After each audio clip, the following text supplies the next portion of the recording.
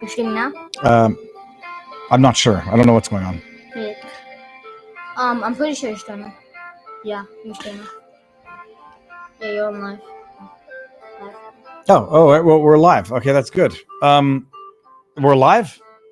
Hello? Hello? Okay, well, apparently we have the most valuable real estate on Earth. We have the most valuable real estate on Earth. It's. I managed to connect to the live stream. Hey, okay, I don't know how long I've been live for because I've been. We're not. You're saying hi. You're saying hi to the internet, and I'm joking. He can come back here. So you can come back here, Jason. What I was going to say is when we went live on Rumble Studio, it said can't connect via Twitter or X. Do you still want to proceed? And I don't know how long this has been live for. You've been live for 1 minute and 2 seconds. You said you have a connection. Oh, I got a connection. It's right here. Let's make sure I'm not sharing. It's right here. You've been live for 1 minute and 10 seconds. So this is an amazing thing right now. Me? You're obviously an amazing thing. Okay, so hold on, dude. You want to talk to the world? Let's do this. So we've got the Twitter X space Elon Musk. If anybody knows that this is live and I'm missing it, let me know. But I've shut up. 670,000 have joined the space now. What? Okay, so I got in. This is real estate. This is real estate that not everybody has right now. 6,000 people just joined to stream music. Not 6,000. 600. Not 600,000 are in. 400,000. DDoS attack on X. Okay, yeah, I got that much. So I'm gonna keep this right here. I'm not touching nothing. Don't touch. And don't even look at it. Don't even look at it. No, you can stay right there. Don't. You can look at it. So I don't know what's going on anywhere because I threw this together. I didn't know that we're actually live yet. No, you weren't live. It says you weren't live though. It's not up because of DDoS attack. I'm getting another one. I'm getting a lot of messages indicating it's not up because of a DDoS attack, which means a direct. What does DDoS mean? Oh, come on! While we're at a family party here, let's do this. No, hold on. I don't even know what the world sees now. Get in here. We got 1, 2. You squeeze in the middle. Okay, and leave. And we got hello. Oh, are you in? Are you in? I'm on the same thing. 759,000 people. Shut up! It was at 670,000. No, it's at 700. So if nobody can hear what my wife is saying, so it was at 670 when we last looked at it. Now it's at 765,000. If we, I think we need to do some dancing. Get the leave. You gotta not leave. Get in is what you need to do. No. Is get. No. Wait, hold on a second. But No, that's getting confusing. Now turn your volume down. Hold on. No, hold on a second.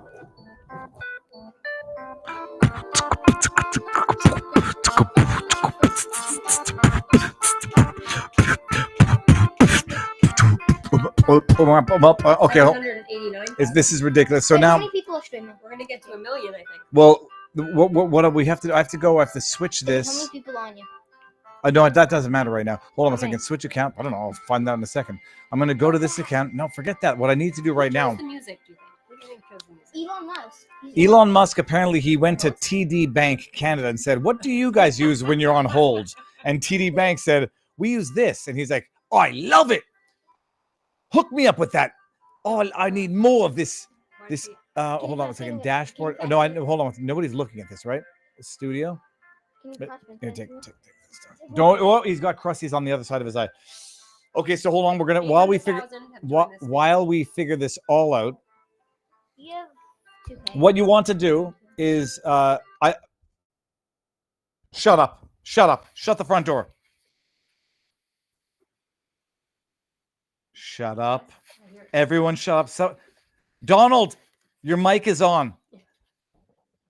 Vivek, if this is you, 819. don't go to the bathroom right now. Everybody's listening. Okay, I'm just gonna let everybody. We can hear this. So right now I've got my mic pressed up against my iPhone, and I'm gonna go to. You mean your iPhone pressed against your mic? Oh, smarty pants. The kid said, "Oh, you mean your iPhone pressed against the mic?" Okay, so we definitely hear something that's not music, and oh shoot. 839,000 people have joined Okay. this space. So there's more than If one. I get oh, son of a gun! I accidentally pressed. I activated a text message that came in. Am I still in here? You still in. You didn't say leave. 850. Okay, we're gonna see what's happening here. All that I'm doing right now is I'm trying to go to Rumble. I'm going to Rumble Why are Studio you licking your own because the dog. That's what the dogs do. No, this is what. son? Son of a gun! Leave. I don't know if I'm still in. I get that kid out of here. Oh! What's going on? Hold on. I don't get that. Okay, this is on. I'm still in. I see that there are. Listen, stick it in. I'm joined. Okay. If I get kicked, the host seems muted. Tap on avatar to see more ways to interact. I don't need to do that. It's being recorded. Is the host Donald Trump? The host is Elon Musk. The guest is That's Donald the Trump. CIA Oh no, the host on mine says Donald Trump. The host on yours says Donald Trump. Yeah. Well, it's okay. It says tap on the avatar to connect. Well, it's funny. We see different people in our. Oh, that okay. So now live. Hold on. I'm going to my own thing here. Hey, you in first. I'm in first. Oh, now I see. Similar to you. You see? Do you see me on yours? No, I don't see you. I see Tim Pool. She sees Tim Pool. Okay, but hold on. Do you hear anything? You connected as well, right? Yes. Okay, you don't hear anything. I don't hear. Okay, so apparently nobody hears anything. So I'm gonna bring the mic back up to my face. Wait. I'm gonna go over here. Hello, internet. It's not right to pick your child's nose on the national television. Is it?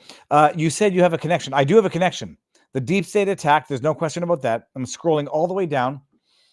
How many people are streaming with you? It doesn't matter. That doesn't matter. What matters right now is can we hear it? They turn the music off. Okay, good. It says Cotton Miller. Maybe they just turned the music. I think they just okay. I'm in, but no talking. Good, it says Bubbles. So all that we're doing here, I will be valueless tonight. Yeah, okay, Mom, take this to hold on a second. If you hold a child's nose Hello. and then block the mouth, can't do that. That's actually just let the kid fix your computer. Yeah, he unplugged it 5 times and then plugged it back in. What? So long as we don't You've hear been anything. streaming for 7 minutes only. You what? Yeah, you've been streaming for 7 minutes only. Only 7 minutes. 7 minutes is a lifetime when you're Joe Biden. Okay, 7 minutes is actually it might be the rest of your lifetime when you're Joe Biden. Okay, stop. No politics when the kids are around. I don't know what I was trying to do here, so I'm trying to make sure that we're live on Viva Barnes. Okay, so I'm gonna go Viva, and I know Barnes is doing a bourbon with Barnes tonight, and we might be like overlapping. Okay, so we got we're in Viva Barnes Law.locals.com, people. I'm in Trump hosting, but Elon gone. Elon gone. Oh. Says JR6. Ooh, bourbon with Barnes tonight. Says Susie Cat. Okay, but hold on, because bourbon with Barnes will be on news flare. We don't need to see that. Yeah, but hold on a second. We need to go back now to Rumble.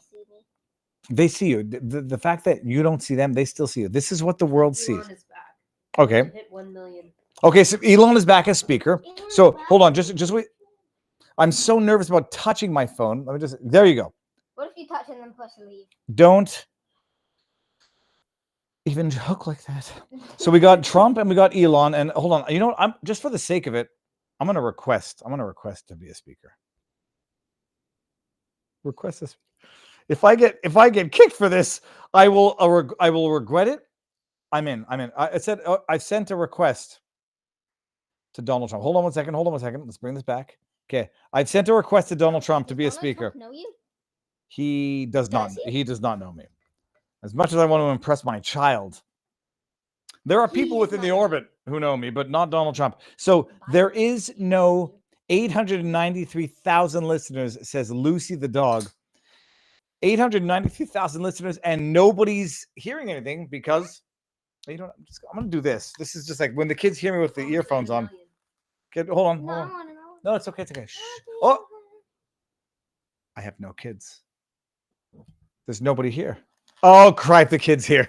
Okay, you can take them. There's nothing. You're not hearing anything because there's nothing going on.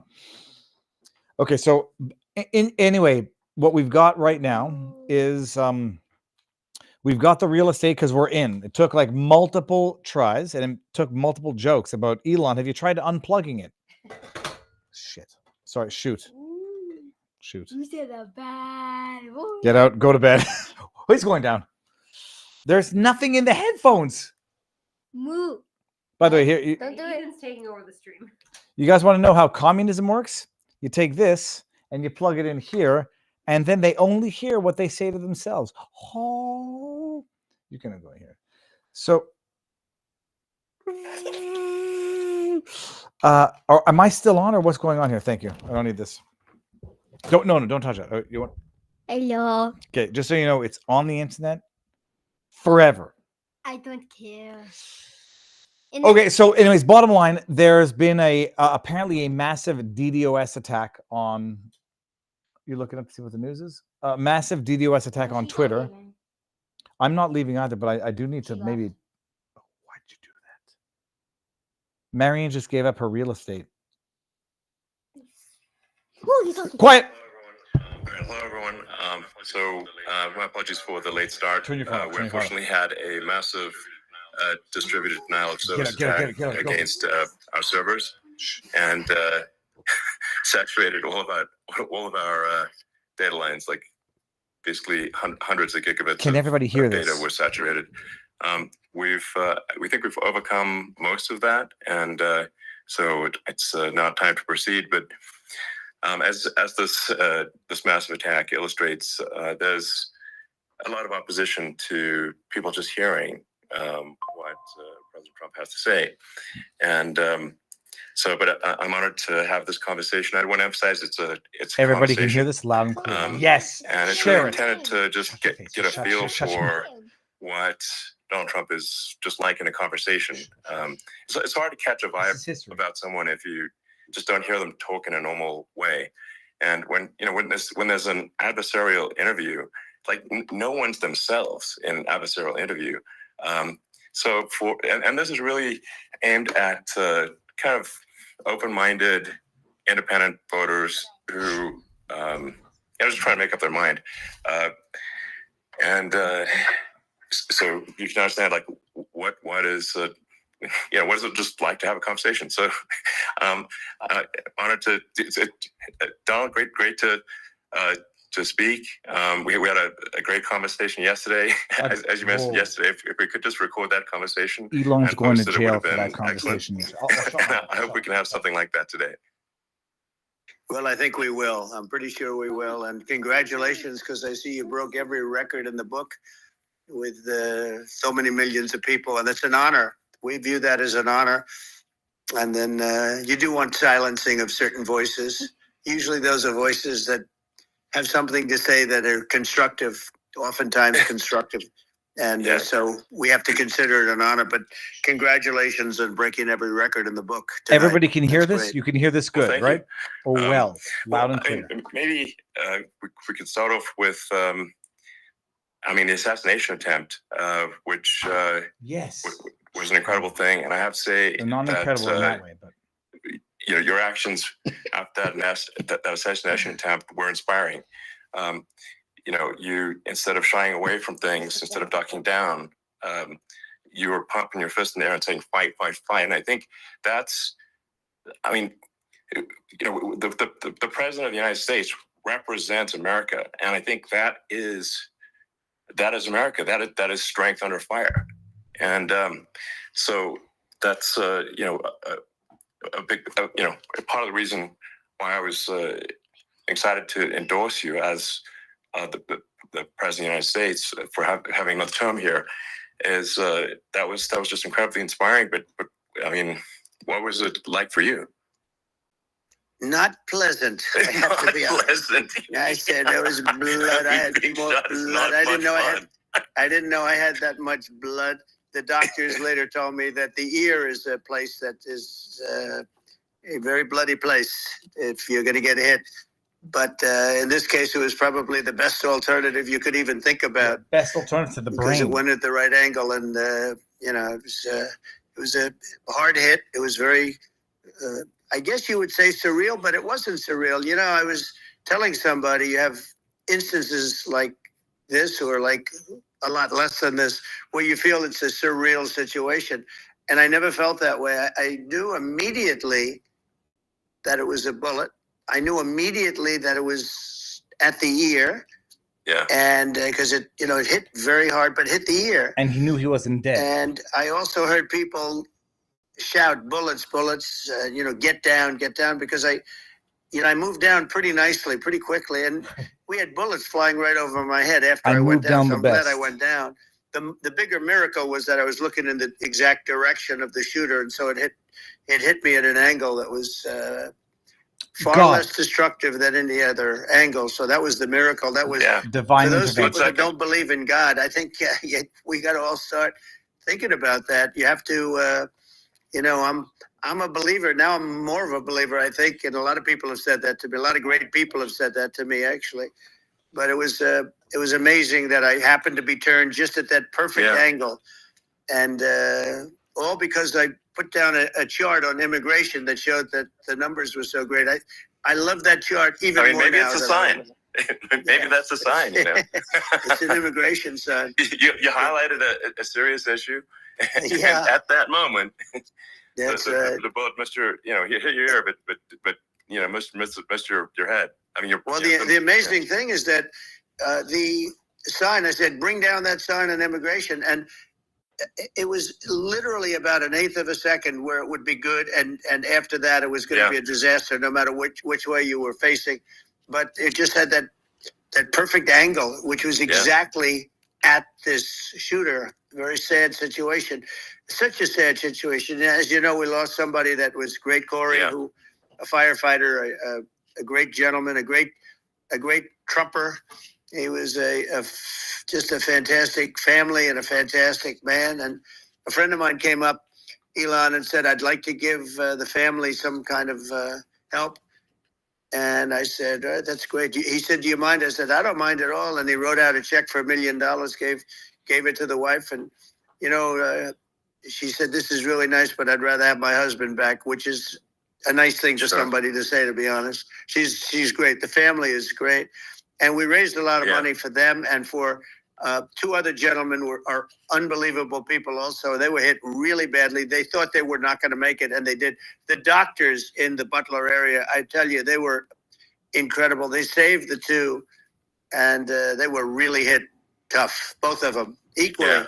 And we thought, my first question was because I heard bullets flying over me. I said, how many people were killed? Because we had a massive crowd there, a tremendous thousands and thousands of people, and there was no land. I mean, it was all people. So I said, how many people have been killed? Because I knew there were other shots being fired.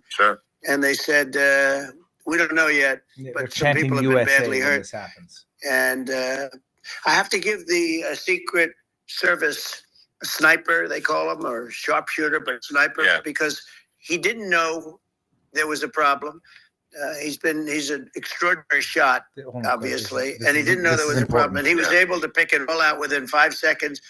And he used one bullet from very far away, I guess probably about 400 yards. The shooter was 130, but he was on the opposite side of the field and the podium. And he saw the smoke and the flame from the gun, immediately recognized it, and immediately took a shot. And it was one perfect shot from very far away. And that's the if one. He, that's if the he one in didn't a do million that, shot. Elon, he would have. I mean, if he would have, a lot of people, Could have a lot killed more more people in the people crowd. could have been badly hurt and killed. So I have to take my hat off to him, because that's also a surreal. You know, he's been with them for 23 years, and he's never had anything like this. And all of a sudden, he has to act, and it's a very tough thing to act and to be shooting somebody. But he saw he saw the gun, saw the smoke, saw the flame from the gun, very far away. Obviously has very good eyes. He's got very good vision, which I assume you have to have in that particular work. But he took aim very quickly. This is the most Trump has ever talked about. It was approximately 5 seconds from long range, one bullet. If that didn't happen, because the shooter had a lot of bullets, he had a lot of, would have killed more people in the crowd. Cartridges up there with him. So I mean, that's clearly, he was very confident in taking that shot to stop the the attempted assassination. But I mean, there does seem to be, I mean, some pretty significant failings elsewhere in the system. Like, there's just no way that, like, how on earth does a shooter get on a roof 130 yards away? That seems Let it happen. crazy. I Seems think like most a people, like, made it people are happen. wondering how on earth could such a thing happen? It doesn't Well, I happen view it unless as you two want it ways. to happen. There should have been nobody on the roof. There were people, Yeah. because there were so many tens of thousands of people there. There were people that were seeing him. Yeah. And there was one woman with a red shirt And yet Secret Service let him come out nonetheless. Trump all over it. I saw the video. And she's screaming, that guy's got a gun. You know, you saw it probably. Yeah. How long Yeah, before the guy shot? up there with a gun. I mean, it's like, I guess, I mean, for my part, and I think probably many members of the public are wondering, how the heck are, basically people wondering by pointing out there's a guy on the roof with a gun. Yeah. And they're seeing it, but somehow it's not being addressed. It's just bizarre, seems eh? crazy. Well, How? they're How? going to learn from this. The communication between the local police, who sort of had an idea, and then ultimately a man lifted himself up to the roof, could barely do it because he was pulling himself up, and Yeah. Saw he a guy saw with a the gun. man with the gun. Yeah. 30 The seconds. man with the gun pointed the gun at him.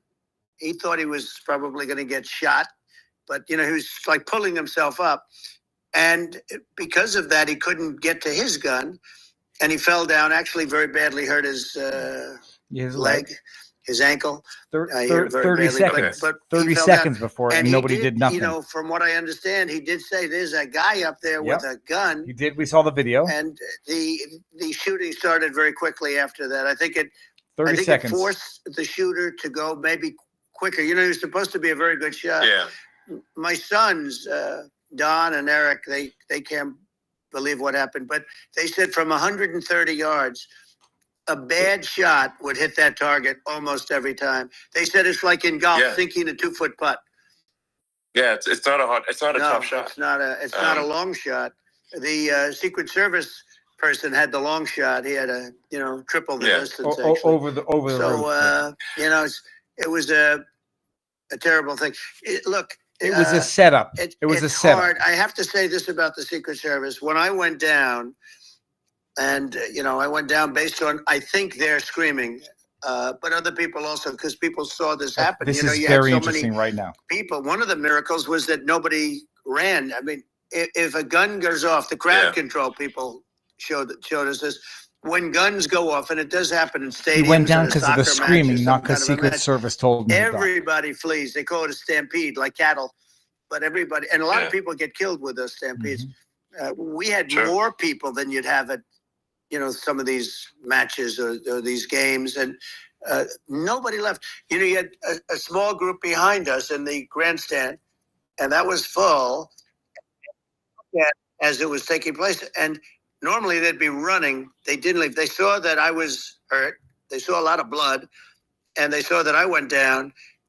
And it's almost like they wanted to be with me. Well, out front, you had thousands, tens of thousands of people. As far as the eye could see, you had people in Butler, as far as the eye could see. And a lot of press, too. There were, many cameras on watching. Clip this part and find it in the audio. Makes it so that different. he was pulled down, not even things necessarily happen that because of Secret aren't Service, but but because of the you never crowd have a picture of it. response. Here we have all these cameras shooting it. So, sort of amazing. But one of the interesting things was that you didn't have anybody flee. You didn't have anybody stampede. Nobody. And there were some people behind me. They stood up and they're looking like, I tell you, you want to have them in a foxhole with you. I want to meet some of those people because it's so different from what you heard. But so I was down. But the Secret Service guys, there were bullets flying right over my head. You could hear them go whizzing, and these guys came jumping on top of me, and a young lady, Kate. I knew he was going to say because there was a short lady, so not anywhere near as tall as Trump. Let me tell you, that took tremendous Why would courage. she Now, be there there? was a lack of coordination. There was, obviously everybody understands that somebody, that building should have been covered. And I mean, that was I the think big that, thing. looking at the aerial views, that building would be like the #1 spot for a sniper. I mean, it's like if you were to pick, like, what is the favorite? So if the goal is to assassinate, what's your favorite spot? That building. Yeah, that's right. right. That building would be number one. And that would have been the spot. you watched the video that was just released. Location. It's like No, that would have been the spot. You know what people think is when the local policeman, who, by the way, he really he did what he was supposed to do. He couldn't hold on any longer. And then when he got his head just peeking above, this guy standing there with a gun at his head. And when he fell down, again, hurt his ankle very badly, but he was making the calls. But what happened is the firing took place very soon. So 30 seconds. what they think is that this guy ran to his site, which he had all planned out with the gun. He ran to the site and he started shooting fast. And maybe that's why he sort of missed. I mean, he got me, but it could have been a much bigger problem. Could have been World War III. But he totally would have hit if you hadn't turned your head. So, there was it was a very near thing. It was a miracle. If I hadn't turned my head, I would not be talking to you right now. As much as I like you, exactly, I would not. I would not be talking. Maybe talking to you from another realm, perhaps. Yeah, that's right. We'd be talking from a different place. But it was a very terrible experience. The Butler Hospital, they did such a great job. The doctors were so good. Everybody was so good. There was a mistake. If somebody knew, because people were hearing that, there was just a bad feeling that somebody was around. You know that story now. It's been And if somebody could have said, because they've oftentimes said, like there'd be a lightning storm or something. Because I've done, I think, over 300. I think I did a lot more than that, but we did a lot. And oftentimes they'll say, "Sir, could you wait 10 minutes, please? Sir, could you wait 20 minutes? There's a storm overhead." It's or called the holding room. And that happens often. Yeah. And this would have been a perfect time for that to have happened, but it didn't. It didn't get coordinated. That was the problem. This is what they wanted to see in real time. I think your actions in the heat of fire, and what I find admirable there was that you can't fake bravery under such circumstances. The courage is instinctual, or it is not. It's not a rehearsed action. And so I just want to say that I think a lot of people admire your courage under fire there. And it couldn't be more. This is what the deep state wanted to see. I didn't think of it. I just wanted to get up, and I wanted to stand up. I wanted to let people know. I felt I was good when they were on top of me, covering me, actually, very much covering me, and very bravely. But I wanted to get up. I said, I want to get up. Yeah, give me my shoes. They wanted, they have everything there. They wanted stretcher. I didn't like the stretcher. And I knew I was hit in the ear, but I knew I wasn't hit anywhere else. They felt I was hit someplace else because it was such a lot of blood. And they were sure that I was hit someplace else. And they were saying, "Sir, you were hit in more than the ear." I said, "Nope. I was hit in the ear. I want to get up. Let me get up." And so I got up, and the crowd didn't know what to think. I mean, this was so many people, and this is the most important part right now. They didn't know what to think, and I wanted to let them know I was okay. This is the most important part. For me to let them know that, and they went wild. You've seen the after. They didn't go wild when I got up because they didn't know, was I alive? You really couldn't tell when I stood up. Before the the fist in the air, they didn't know if I was alive. Nobody did. And when I put the fist up, they were just relieved and happy and thrilled, and the place went crazy. It was pretty amazing. Yeah. It was a terrible thing, but it was incredibly moving. Yeah. Well, and I mean, speaking of the sort of slide that got you to turn, that saved your life, really, the immigration was the illegal immigration slide. Yeah, maybe this is worth talking about that. It was that slide. That slide saved your life. No, basically. the illegal immigration saved my life. You're right, but it was, I had to be at that exact angle. I mean, that's a great one. saved by illegal immigration. The incredible thing, though, when you talk about the odds, you had to be exactly at that angle. But the incredible thing is that the chart, I used it less than 20% of the time. It was just a moment. Yeah.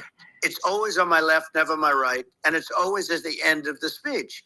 So here we have it. It's on the right, not the left. It's at the beginning, not the end. And even the people that put it up, they were unprepared, and they did a great job. They got it up immediately, fortunately. But I looked to the right, and the bullet came whizzing by, hitting my ear. So it was amazing. But when you think of the odds of that, and It's you know, divine intervention. I'll just say. Normally you wouldn't use it. Normally I wouldn't have the thing, and then it would have been a very different story. It's very World War much. III. I say an act of God. It's a miracle that it happened, and I'm honored by it. I'm honored by it. Well, This is why the media doesn't want you listening to this. What were you about to say about illegal immigration before you were rudely interrupted? Well, I was going to say how good the numbers were. By the way, we're going back to Butler, and we're going to go back in October. We're all set up, and the people are fantastic in Butler. Yeah, just make sure that you get new Secret Service. These are incredible people.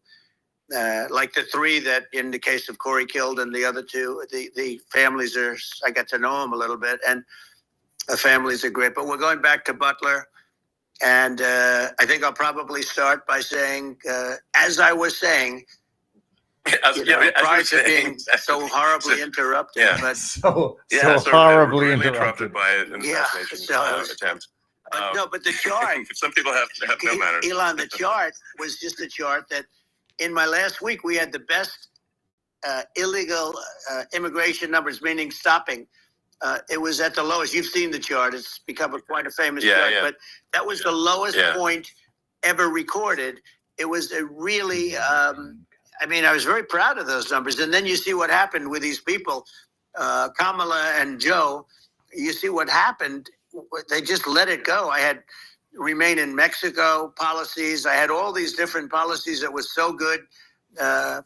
Guys like Tom Homan and Brandon Judd from Border Patrol. These are all people that they've been on television. They said it's the best numbers we've ever had. We had so many different checks. Catch and release in Mexico, not the United. We had catch and release in the United States. We had it in Mexico. We had so many things. We had things where many people come in there, they have contagious diseases. We had everything passed. If you have a contagious disease, I'm sorry, but we cannot allow you into the country.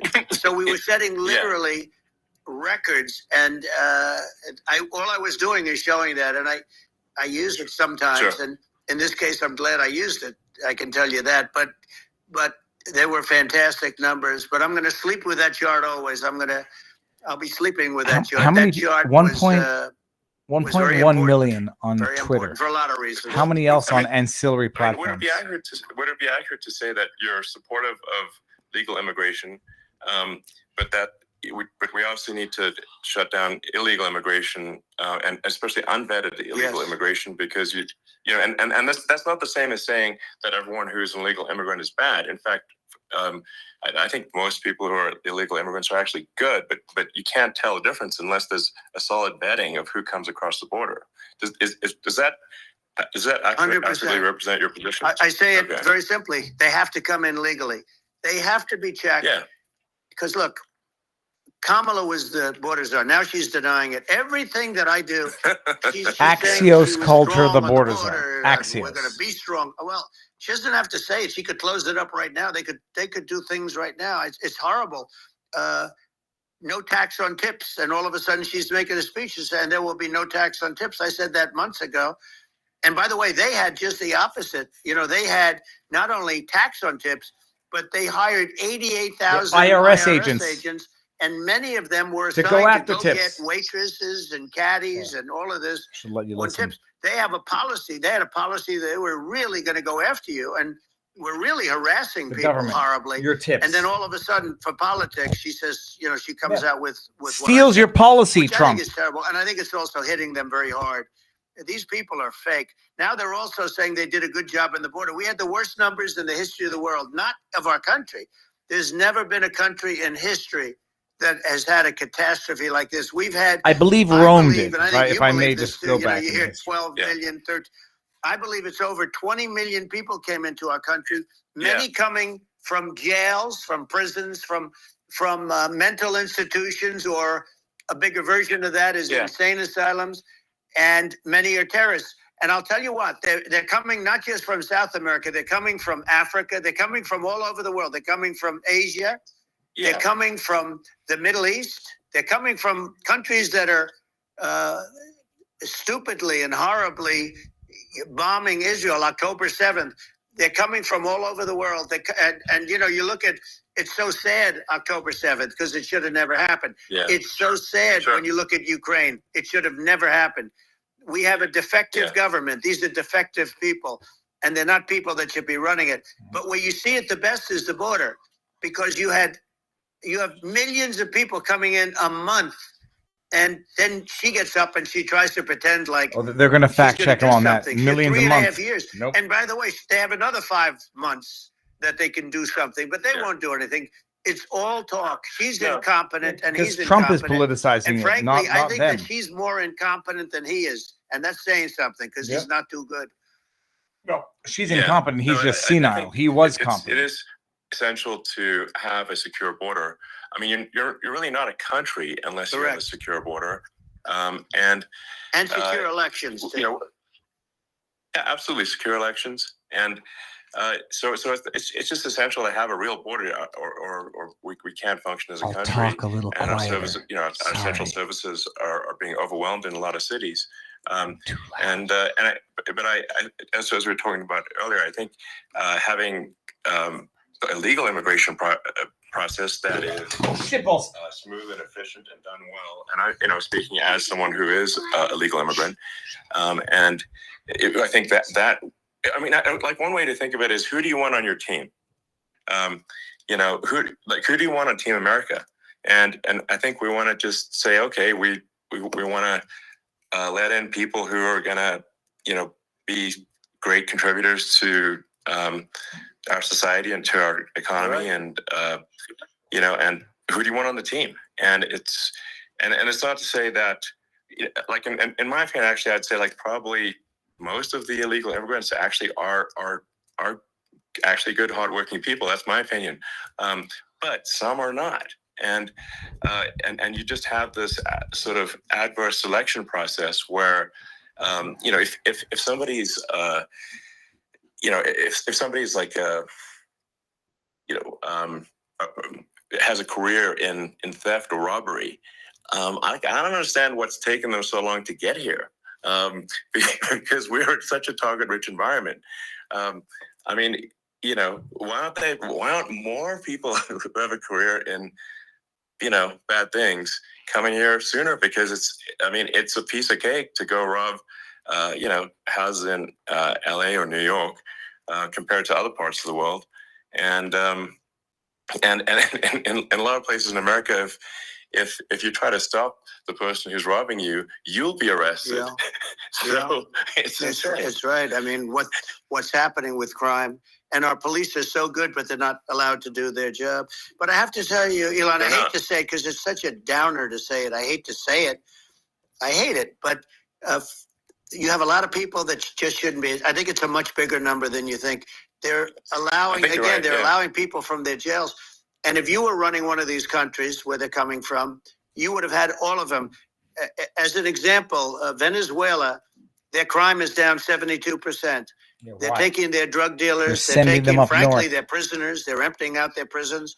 They're taking their criminals, their murderers, their rapists, and they're sending them to America. That's what Castro did. Yeah, well, they did on a much smaller scale. It was a much smaller scale. But this is a massive scale because this is being done worldwide. But here's what's happening. Crime all over the world is down. And wait till you see the numbers that we have. This is migrant crime. This is crime that's going to be. And I saw it today in New York where somebody was knifed, where they raped the girlfriend of a man that stood there watching in New York in one of the shelters, and started pulling out the knives, and bad things happened today. But this is happening every day. These are rough people. These are people that are in jail for murder and all sorts of things. And they're releasing them into our country. And they're telling them, if you come back, we're going to kill you. We're going to give you the death penalty or kill you. So they don't want to come back. But these are rough people. These are criminals that make our criminals look like nice people. And it's horrible what they're doing. And she's in charge of it because, now she's trying to say she had nothing to do with it. And she's such a liar because she was called the border czar the first day, and it was on the Axios headlines of every MFers. newspaper. She's the border czar, Axios. and she never even Axios. went there. She went to one location, which had nothing But she to didn't do go with to Europe where either. the problem is. You know, she went in and out, I Right. guess, because she was getting a lot of pressure, Yeah, but yeah. had nothing to do with the problem Yeah. is. But she was the Well- border czar, and people Yeah, yeah. can't allow them to get away with their disinformation campaign. Now she's trying to say that she wasn't. She wasn't the She border wasn't czar. really involved, and the whole thing is horrible. She was Oh, totally in my charge. grandmother talked She like could have this. shut the border down without him. He didn't know what he Horrible. was doing anyway, so he wouldn't have even known Yeah. what happened.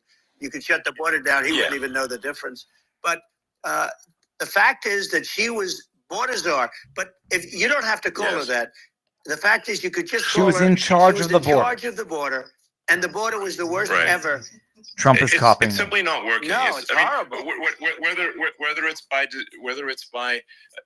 it's a question of This is my wife. intention or marry competence, her. either way, She's married to me. we don't have a secure death border, do us and we part. have people streaming over like it looks like a World War Z zombie apocalypse at times.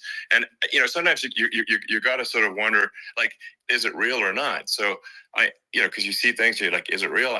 So I went to the border at Eagle Pass, and I saw for myself in Texas, and I was like, It's okay, it's real. I'm like unbelievable. seeing this in real time. I actually posted the video like just live. I just flew there one day and just to see, hey, is this made up or real? And I'm just It's seeing people realer than stream you could have across the thought. border, and I have to say, at least the people that I saw did not look friendly. These are people can look at my video and say, Yeah. hey, these people look friendly. I don't look super friendly. So These are people that Elon would not be the same man if he had to walk across the street and look these people in the eye. These are rough people. These are really rough people coming across. And I know rough people. And these are people that we don't want in our country. And, the caravans are coming in and they're putting, and who's doing this are the heads of the countries. And you would be doing Yeah. it, and so would I. And everyone would say, oh, what a terrible thing to say. The fact is, it's brilliant for them because they're taking all of their They ship. bad They people, really export bad their people. And violence. I hate to say this. The reason the numbers are much bigger than you would think They is they're export. also taking their non-productive people. Now, these aren't people that will kill you. We have enough of That's them. interesting. Okay. But these are people that are non-productive. Mentally They are deficient, just non-productive. I mean, for whatever reason, they're not Yeah, yeah. workers, or they don't want to work, or they're mentally whatever. deficient. And these countries are getting rid of non-productive people in the caravans in many cases. And they're also getting rid of their murderers and their drug dealers and the people that are really snip it and clip it and brutal share it. people. And they're coming into our country Yeah. at levels that have never been seen before. And I saw an ad just before I got on the air. I'm walking over here, and I saw an ad by Kamala I was saying how she is going to provide tough on border, security. Where has she been for 3.5 years? For 3.5 years, exacerbating the this- problem. we have 20 I million should shut my people mouth. I think for is it. I'm gonna shut my mouth. I'm sorry. Yeah, I think this, frankly, I think this is a fundamental existential issue for the United States. And if we have another 4 more years of open borders, and it's going to be even worse. You don't have a country. It's going to be even worse than it's been for the past 3.5 years. I'm not sure we've got a country. You don't left have a country at that left. point. Elon, Is if everyone they appreciating get that in, I'm calling this you will before have it 50 happens? to 60 million people from all over the world, not South America only. We think of South America, we China, think of Honduras, Russia, and El Salvador, Guatemala, and Iran, Mexico, the 4. But it's not that. It's everywhere. China, They're coming Iran. in from Yeah, everywhere. say it. And I had to Say it, stay in Frank. Mexico. Yeah, I think this is a super important Yeah. point. Like people, it's like basically when I went down there, I was like, well, where are people from? It's like almost no one was from Mexico. No, to be clear. Mexico It's- less. It's just less it's just of the the, border. It's just the border with Mexico. But the people coming in, it's Earth. The China, rest of Earth. Iran, and Algeria, America is only Nigeria. about 4 or 5% of the population of Earth. It would only take a few percent of the rest of Earth to overwhelm everything. In We're the US. already So- overwhelmed, Elon. We're overwhelmed. You had to see the news tonight about New York, and I love that place. And what they're doing to it is horrible. What they're doing to it, and all the courts do is they Yeah. try and focus on Trump. Okay, then let's focus on Trump, who did nothing wrong. I complain about a rigged election. Elon, what's happened is unbelievable. You have from Africa. From the Congo, they're coming from the Congo, and 22 people came in from the Congo recently. And They're murderers, and they dropped them. They China? drop them. They take them out of jails, which is very expensive, to maintain the jails. So they don't do too much maintaining, I can tell you. But they take them out of jails, prisons. They take them out, and they bring them to the United States. They deposit them in the United States and say, don't ever come back or you're going to be executed. And they don't want to come back. But they won't come back. Sure. But they're coming from Africa. They're coming from Asia. They're coming from the Middle East. They're coming from South America. Well, they're coming from everywhere. Earth, basically. And there are a lot of really bad ones. It's just an everywhere on Earth thing, and it's just not possible for the United States to absorb everyone from Earth, or even a few percent of the rest of Earth. It's just not possible. So, well, Elon, we're going to have to finish this up. We're going to have the largest deportation in history of this country, and we have no choice. Otherwise, we're going to have a country. What they've done to our country. Think of it. With in Venezuela and in some of these other countries, crime is down 50, 60, 70, 80%. Why? And you would be the same. You would have. Yeah. I'll tell you what, Venezuela has not gotten rid of all of them. They've gotten rid of about 70% of their really bad people. Their jails are about 50% put into the United States. The same with other countries. Sure. Some are at 30%, some are at 50%. They're all different. But the bottom line is they're all going to be at 100%. Why wouldn't you put 100% of it? And they're doing it right now while this third-rate phony candidate. Don't forget, I beat Biden. He failed in the debate miserably. And, some people said, oh, gee, it's too bad. It's too bad he did so badly, or I did well in the debate. The first Someone night actually said this to me. Wow. One of the people at CNN said that was the greatest debate performance I've ever witnessed. And then 2 days later, they didn't talk about that. They just said he was bad. But that's okay. That's the way I get treated, and I don't mind that at all. What I can tell you is this. We cannot have a Democrat. We cannot have her. She's incompetent. She's as bad as Biden in a different... She's worse. She hasn't done an interview since this whole scam started. And say what you want. This was a coup. This was a coup of a president of the United States. He didn't want to leave, and they said, we can do it the nice way, or we can do it the hard way. Yeah, they just took him out back behind the shed and basically shot him. What they did with this guy, and I'm no fan of his, and he was They're going to quote that. They're going to clip that, by the way. They took him on the back of the shed and shot him. He was so bad. Elon, you're in trouble tomorrow. The Israeli attack would have never happened. Or in 5 minutes. Russia would never have attacked Ukraine, and we'd have no inflation. And we wouldn't have had the Afghanistan mess, if you think of it. Well, that's true. We wouldn't have had Afghanistan. Inflation, COVID-related, maybe. You take a few of those events away, and we have a different world. We would also have inflation was caused by oil. Yeah, I think you're making an excellent point here, which is that when other countries can, that are thinking about invading or doing bad things, when they're thinking about that, they're thinking about, okay, what's the American president going to do? Yeah. And do they fear the American president, or is it someone they do not respect and do not fear? And I think they would. They do not fear Joe Biden. I mean, but look at that the footage with the assassination. They're like, okay, President Trump is like, don't mess with me. I mean, that's like, whereas I think people are not going to be, and they obviously have not been at all intimidated by Biden, and they certainly will not be intimidated by Kamala. And you have to really think of that in the context of global security. That's if the American president is someone that, like, evil dictators are scared of, that makes a huge difference to the security of the world. So I had a good relationship with Putin, despite the Russia hoax that lasted for over 2 years. Just a hoax created by Hillary Clinton and Adam Schiff, some just bad people, just sick people. Schiff frankly. is the worst. Schiff is a sick person. He's a bad man. Belongs in jail. It's hard Disgusting. to believe the whole thing. Nadler bad. But they Schiff put is our the worst. country Goldman's in danger bad with too. that stuff too. They actually, when they make up stories, and you have to fight your way out of it for a long time. But I know Putin very well. I got along with him very well. He respected me, and it's just one of those things. And we would talk a lot about Ukraine. It was the apple of his eye. But I said, don't ever do it. Don't ever do it. I shut down Nord Stream 2. That was the big oil pipeline, the biggest, I think, the biggest pipeline in the world, going all over Europe. I shut it down. Liquid natural gas. Biden came, and then they say, I loved Russia. I was a friend of Putin, and I loved Russia. No, He actually said to me one time, he said, if you're my friend, I'd hate to see you as an enemy. I shut down his pipeline, the biggest pipeline. They were looking at that to fund. And this pathetic president gets in there. And the first thing he did, one of the early things Penetrate he did them is a bit. he shut down Keystone XL pipeline. That's in Canada, between which is Canada our and the pipeline US. that would have employed 48,000 people, pipeline workers. Shuts it down. That was, a massive job that Obama become dependent on refused to foreign allow. oil. I allowed National it in my security first threat. week because it was jobs and it moved oil. And by the way, in a much more environmentally friendly way. It's underground. It's not a truck that catches on fire or a train that catches on fire. But think of it. He shut down the XL pipeline, the Keystone XL pipeline. Yeah. He shuts that down and he approves the Russian pipeline.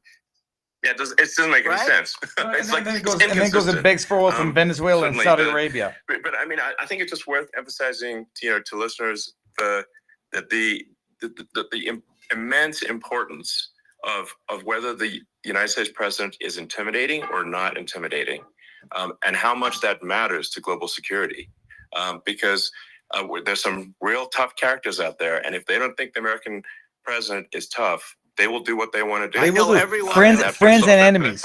It puts the Friends and enemies. Elon, I know every one of them, and I know them well. I know Putin. I know President Xi. I know Kim Jong-un of North Korea. I know every one of them. And let me tell you, people will say, oh, this is terrible. He said, I'm not saying anything good or bad. They're at the top of their game. They're tough. They're smart. They're vicious. And they're going to protect their country, whether they love their country. They probably do. Well, it's just a different form of love, but they're going to protect their country. But these are tough people at the top of their game. And when they see a Kamala or when they see Biden, Sleepy Joe, they can't even believe it. They can't. Adversaries will exploit and friends will take advantage. You're seeing now, all the horror that you look at Israel. They're all waiting for an attack from Iran. Iran would not be attacking, believe me. When I was there, and I say it with respect, because I think we would have been good with Iran. I don't want to do anything bad to Iran, but they knew not to mess around. Iran was broke because I told China, if you buy from Iran oil, it's all about the oil. And then who released $10 billion to Iran? Oil from Iran, you're not going to do any business with the United States. And I meant it. And they said, we'll pass. They didn't buy oil. Other countries, likewise. Sure. You want to buy, who released you're not doing business billions with the United States. And they were at a point where they had no money for Hamas. They had no money for Hezbollah. They had no money for any of these instruments of terror. And it was amazing. In fact, there were articles when I was leaving, which is hard to believe, actually, especially when you look at what's happened to our country. Our country is so bad right now. It's such a different place. We were respected. Think of it. 4 years ago, we were so respected to a point where when I said don't buy oil, they didn't buy oil. But they had no money, and Israel would have never been attacked. Zero chance. And again, I said to Vladimir Putin, I said, don't do it. You can't do it, Vladimir. You do it, it's going to be a bad day. You cannot do it. And I told him things that what I do, and he said, no way. And I said, way. And it's the last time we ever had a conversation. Straight out of Bill and Ted's He would never have done. I got along well with him. I hope to get along well with him again. Getting along well with them is a good thing, not a bad thing. I got along well with Kim Jong-un. When I met with President Obama just before entering, it's a sort of a ritual. And I sat down with him and we talked. It was supposed to be for a very short period of time. It turned out to be a long period of time. I said, what's the biggest problem? He said, North Korea. Mm-hmm. I had that problem worked out very quickly. It was nasty at the beginning with Rocket Man and, all the different things. Yeah. But all of a sudden I got a call. Those were some epic tweets, by the way. Yeah, they were epic everything. He said that he has a red button on his desk. I said, I have a red button on my desk too, but my red button is much bigger and my red button works. And then I called him Little Rocket Man of Little Rocket Man. Anyway, here's the bottom line. All of a sudden I got a call from him. And they said they want to meet. They want to meet me. And we met, as you remember, we met in Singapore. We met also in Vietnam. And I got along with them great. We were in no danger. But President Obama thought we were going to end up in a war, a nuclear war with him. And let me tell you, he's got a lot of nuclear stuff, too. Exactly. He's got plenty of nuclear.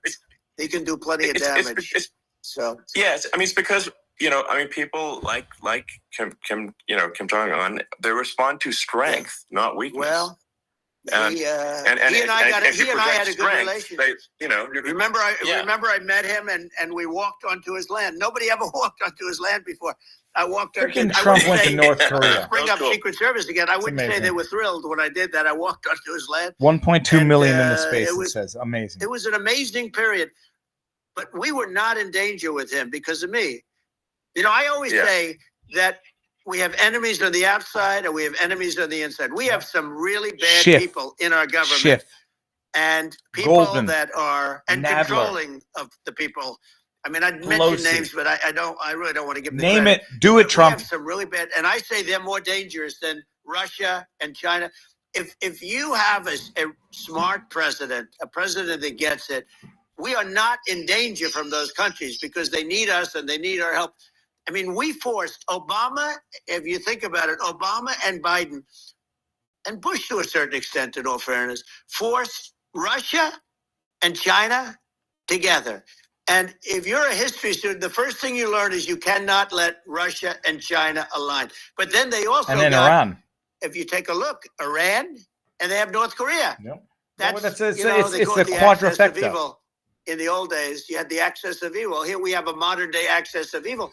These are powerful countries with very nuclear weapons, which is the biggest threat. Yeah. The biggest threat is not global warming, where the ocean's going to rise 1/8 of an inch over the next 400 years. Nuclear. And you'll have more oceanfront property, right? The biggest threat is not that. The biggest threat is nuclear warming, because we have 5 countries now that have significant nuclear power, and we have to not allow anything to happen with stupid people like Biden. Biden did something with Russia. There was no chance of him ever going in. And when I left, and then after I left, they started forming big armies on the border with Ukraine, right? And I looked at that, and I thought he was doing that because Putin's a good negotiator. I thought he was doing that to negotiate. But then Biden started saying such stupid things. For instance, he said that it can be a NATO country. Now, Russia, for as long as there's been NATO, has said we're never going to agree to that. And we go right up front and say that. And we did things and said things through this president with a low IQ, very low IQ. He had a low IQ 30 years ago, by the way, but now he might not even have a IQ at all. There's nothing on the board that goes this low. Conversations an 8 on 10. That were so stupid that war had zero chance of happening if I were there. Zero chance. He was saying everything the opposite. It's a hypothetical that can never be disproven. So have fun with this. It's so sad because many more people have been killed in Ukraine than you read about. You don't read about how bloody it is. 150,000. Hey, look, just in the 2 armies, you lost 500,000 people. And Ukraine's having a hard time. Ukraine, I don't know if you saw the article recently, and it's true. You don't hear the true story, but if you think about it, Russia's gone. Russia defeated Germany with us, and they defeated Napoleon. They win wars of attrition. They're a big fighting force. They win wars of attrition. It's very unfair. And Ukraine now doesn't have enough men. They're now using young men and very old men to fight. And trans men. We're in a very bad position, and I'm not going to blame exclusively, but I can tell you I could have stopped that, and a smart president could have stopped that. It wouldn't have happened. Would have avoided it. But we had a man that actually made it more prevalent. It was so bad, the words that he was using, the stupid threats coming from a stupid face that Victoria he was using. Newland is I the said, devil. this guy's going to cause us a war. Yeah. He's going to cause us. And let me tell you, it can lead to World War III. That can lead to World War III. The Middle East can lead to it. We have numerous places that could end up in a World War III. They want right World now War III before the next no election. Reason whatsoever. There is a reason. Right. They want it before November. So I'll shut underrate the risk of World War III.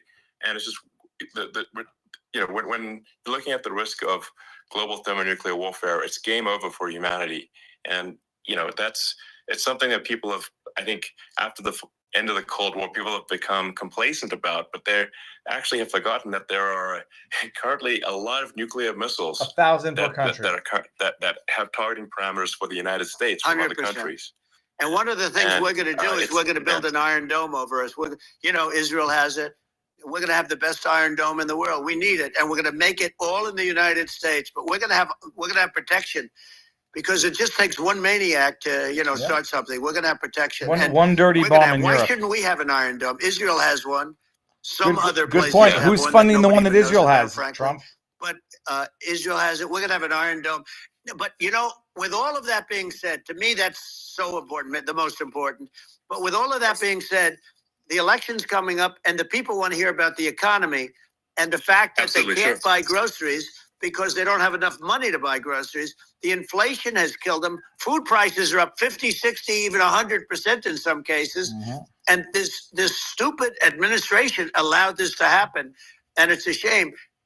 And that's the thing that people most care about, in my opinion. They care about the border a lot, and we discuss the border at great length. It's nice to have a forum like this where I can discuss.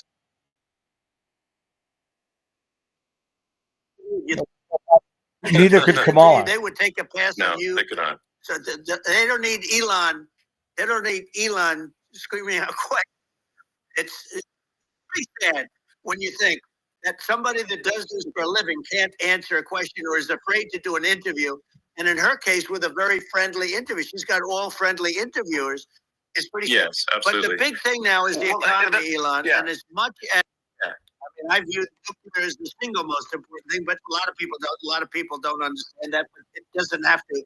If I understand it, that's what, because if I was president, you're not going to have a problem. But the thing that they really is making them angry is what Kamala and Biden have allowed to happen to the economy. It's a disaster with inflation. The inflation, it doesn't matter what you make. The inflation is eating you alive. If you're a worker, or if you're it's a hidden tax. A middle income Inflation person, is a hidden tax. you can't afford. 4 years ago, 5 years ago, people were saving a lot of money. Today, they're using all their money and borrowing money just to live. And the interest rates. Thing that's Tell them about happening. the interest rates. And we'll end that Well, I quickly. think a lot of people just don't understand where inflation comes from. Inflation comes from government overspending because the checks never bounce when it's written by the government. So if the government spends far more than that increases the money supply, and if the money supply increases faster than the rate of goods and services, that's inflation.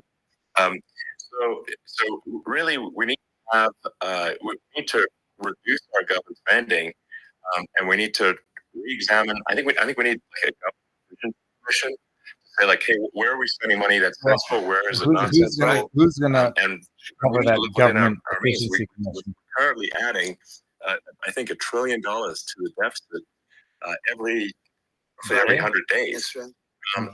The interest payments on the national debt have now exceeded the defense budget.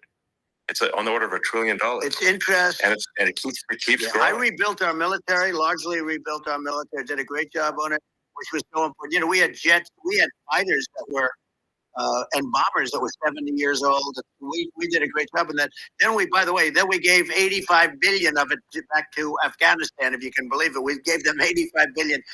They're one of the largest sellers of military equipment in the world. They're selling. Did any of those weapons end up in October 7th? That was one of the most embarrassing days in the history of our country. But if you think about, let's go back to the economy.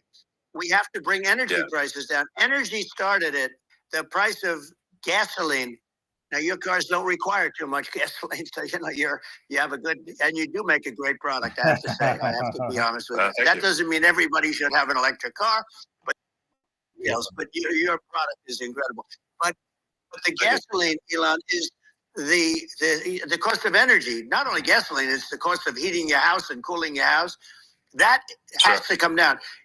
It's gone up 100%, 150, and 200%, and that has to come down. When that comes down, and we're going to drill, baby, drill. They stopped drilling, and then they went back to drilling because they went back to the Trump policy. But if they won the day after they get into office, this country will go out of business because they're going to go to an energy policy that's not sustainable. Wind and different things. You're not going to have anything. Yeah. And I know you're a big fan of the AI, and I have to say that AI, and this is shocking to me, but AI requires twice the energy that the country already produces for everything.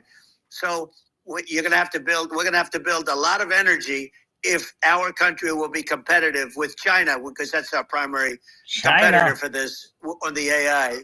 You're going to need a lot of electricity. You're going to need tremendous electricity, like almost double what we produce now for the whole country, if you can believe it. Sure. Well, just going, back to this, like this basic thing, which that people try to make it sound complicated, but it's not. But inflation is caused by government overspending. Right. Would you agree that we need to take a look at government spending and have perhaps a government efficiency commission that just tries to make the spending sensible, and so that the country lives within its means, just like a person. The waste is incredible, and nobody negotiates prices. You used to have a lot of people making jets, and you end up with two companies, and they'll probably try and merge at some point. I went through it, like Air Force, just a thing like Air Force One. One of the first documents they asked me to sign, a general walks in, "Sir, would you please sign this document?" And what is it? Air Force One. That's with Boeing, which is basically two planes, two 747s. And the price was $5.7 billion for two planes. Now, now they're highly sophisticated. That's insane. They're even nicer than your plane, okay? But much more sophisticated. They're very, I won't say what's on it, but they got a lot of stuff on it. Anyway, but it's 5.7. Sure. That's a crazy number. It's a crazy number. But I said, I'm not going to pay 5.7. I'm not going to do it. I said, who made the deal? Obama and his people. I said, well, then I know the deal's no good. I'm not going to do it. And over a course of about 4 weeks, by my saying I'm not going to do it, I got the price reduced by $1.6 billion for the exact same plane, other than we had a nicer paint job, if you want to know the truth. But for the exact same plane, I saved one. And I said to Boeing, man, you guys must make a lot of money if you can reduce the price by that. But now what I do hear is that they're going back to the Biden administration and wanting big cost overruns, because they see these dopey suckers in there, and they'll end up getting some of the money back.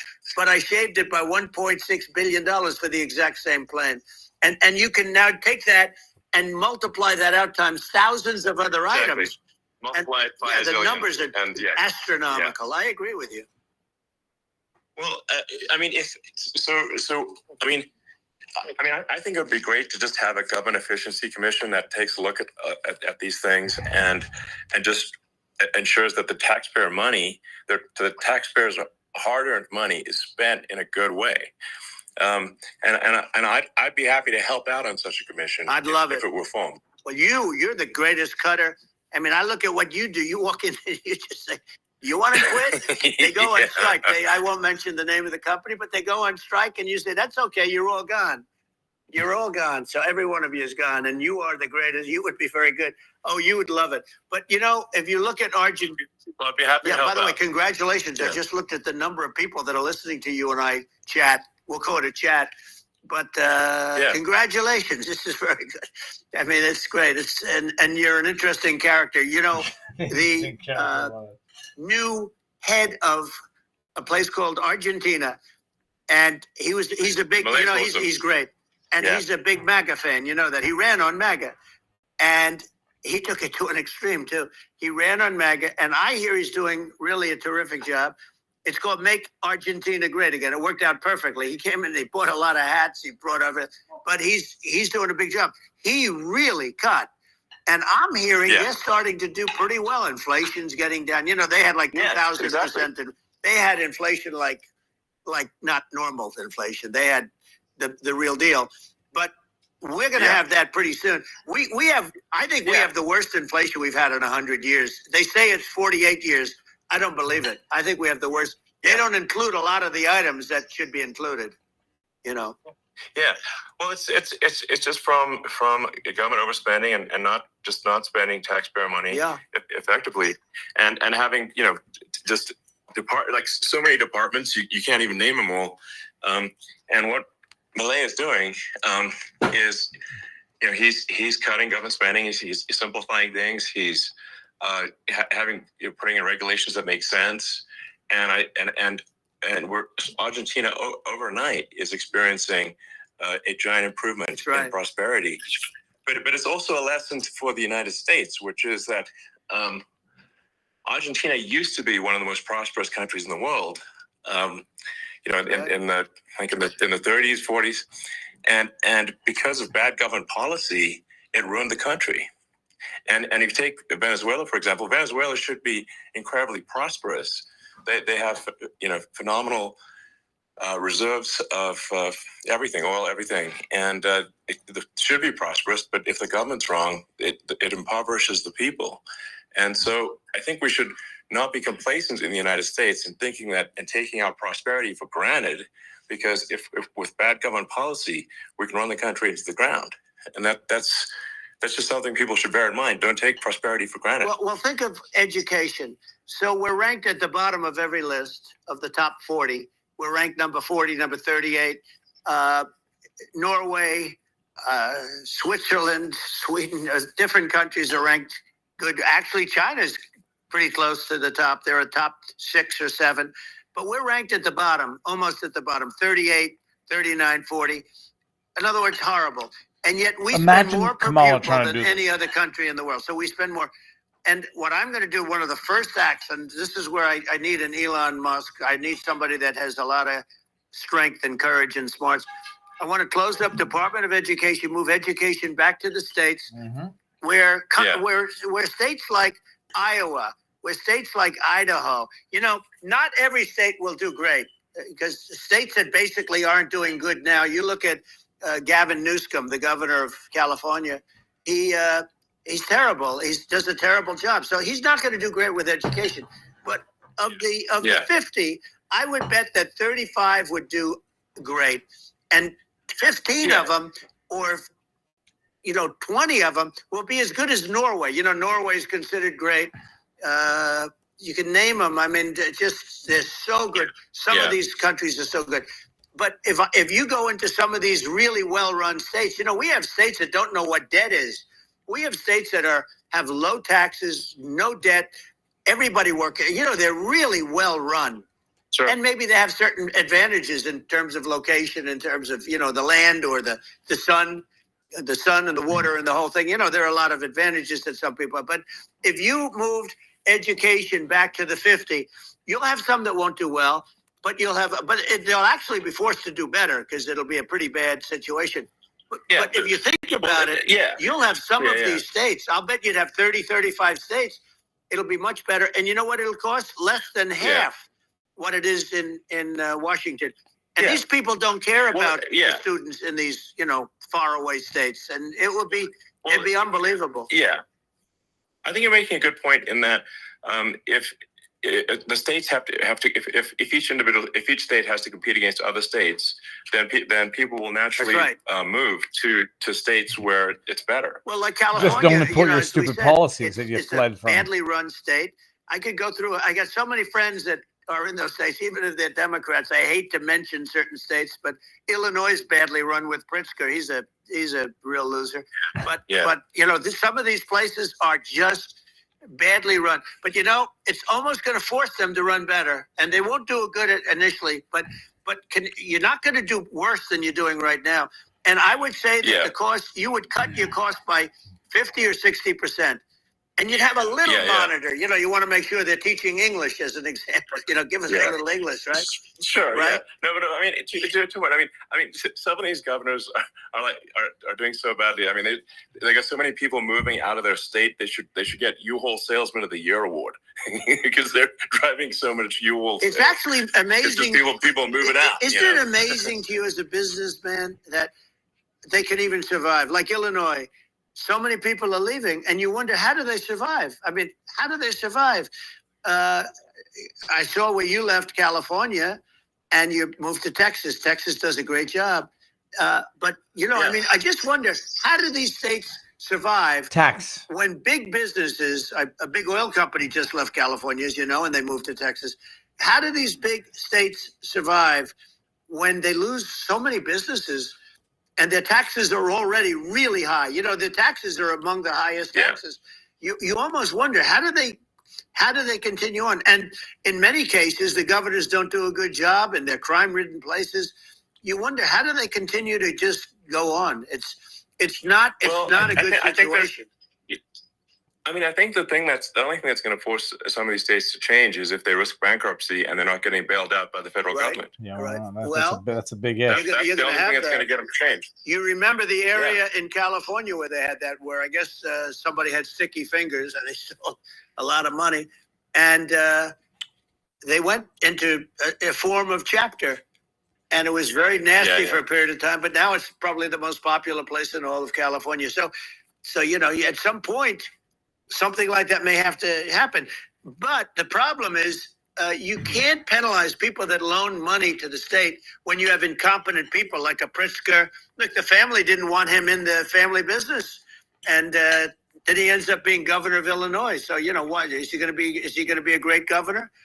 And you have people. I could name every one of them. I got to know every one of these, and some are very good, and some are just horrible. Well, I think that that larger point here too. As you're saying, like a lot of people are concerned about the economy. A lot of people are concerned about inflation, and inflation is effectively a tax on people that save money, and for people that are working day to day, it's just a form of taxation.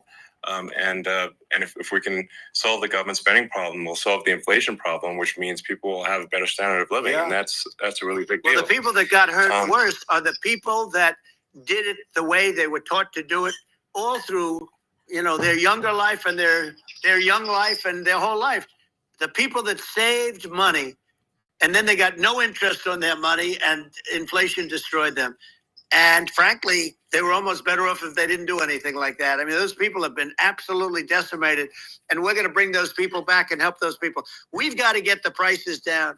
When I look at bacon costing 4 or 5 times more than it did a few years ago. When you look at some of the food products in grocery stores, people they can't believe it. They used to be able to buy a whole cart, and today, a lot of people just don't have the money. They go in and they can't buy anything. They look at it's sticker shock. They call it sticker shock, right? I think it really just comes, like I said, I think it just comes down to really, I guess, two things, which is that if you solve government overspending, you solve inflation, which improves living standards of the average person, and then if you deregulate, like have sensible regulations. So because a lot of the regulations are nonsensical and cause the cost to be extreme for no reason, but unless you've got effective deregulation, like Reagan did a great job on deregulation in the 80s, but it's been 40 years since we had anyone really. I mean, during your administration, we made some progress, but I think the opportunity to make, radical progress with sensible regulation. And if Elon, those two things, those are the big deals. We set a record. We did more deregulation and more restrictions on all of the different businesses than any other president. Remember, I had the rule for everyone we put in, you have to get rid of 10 or 12. And we did radical cuts on all of that. And a lot of that's being put back by this administration. And we did radical cuts on things that weren't necessary. But we were all set. We had the best economy ever maybe in the world. And then what happened is COVID came in, and we had to focus on that, and nobody knew what it was. And I always say I got good marks on COVID was a good psyop. marks on military. We knocked out ISIS. We did so many different things. We rebuilt.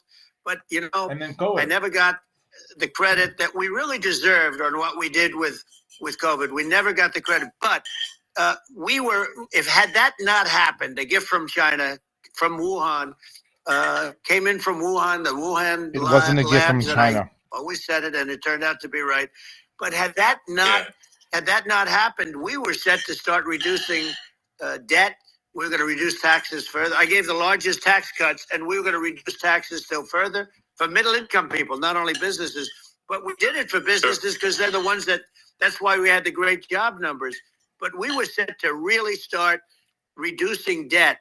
And, we're sitting on the biggest pile of liquid gold anywhere in the world, bigger than Saudi Arabia, bigger than Russia. Yep. And we were going to drill, and we were going to make so much money. We were going to supply Europe with oil. I had stopped the Russian America pipeline, with oil, and we were going to supply them with oil and gas. We were going to make a fortune, and then the COVID came in, and your policy. We really had to divert. Then what happened is when they came in, we kept a lot of businesses alive. If I didn't do what we did, we would have had a 1929 type depression. But the problem is when Biden came in, he got trillions of dollars and just started spending it stupidly. You didn't need it anymore. You know, we got over that bad period where it was everybody was dying and, you know, it was just not a good period. Interestingly, you know, during his administration, many more people died during his administration of COVID than during my administration. And we really got the brunt of it. But people don't realize more people died during his administration than ours. But it diverted us from doing what I wanted to do. But we had the greatest for, you know, almost 3 years. We had the great, and you know that probably better than anybody. So many of your friends said to me, the best years we've ever had in business were during the Trump years. And also said that African American, Hispanic American were so incredible. They were having the best. Asian American women, men, young people without a diploma, young people that graduated from the best colleges, from MIT, from the Wharton School, from all of the great colleges, Harvard. They were doing better, and people without a diploma were doing better, and everybody was happy. And then COVID came, and we had the problem is they spent trillions and trillions of dollars. They wasted.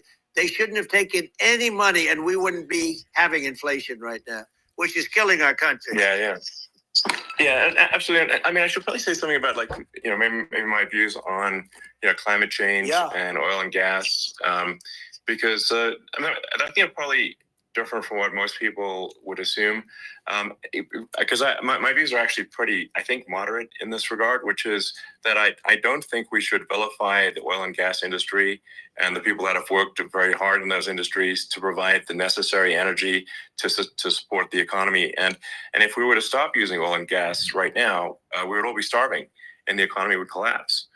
So it's, you know, I don't think it's right to sort of vilify the oil and gas industry.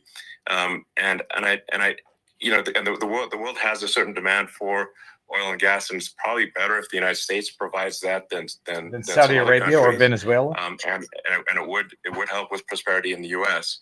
And at the same time, obviously, my view is like we do over time want to move to a sustainable energy economy, because eventually you do run out of. I mean, you run out of oil and gas. It's not there. It's not infinite. And there is some risk. I think the risk is not as high as you know, a lot of people say it is with respect to global warming. But I think if you just keep increasing the parts per million in the atmosphere long enough, eventually it actually simply gets uncomfortable to breathe.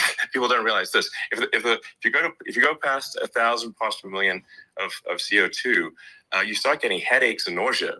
And so we're now in the sort of 400 range. We're adding, I think, about roughly 2 parts per million per year. So, I mean, it still gives us, so what it means is, like, we still have quite a bit of time. But so there's not, like, we don't need to rush, and we don't need to, like, you know, stop farmers from farming, or, you know, prevent people from having steaks or basic stuff like that.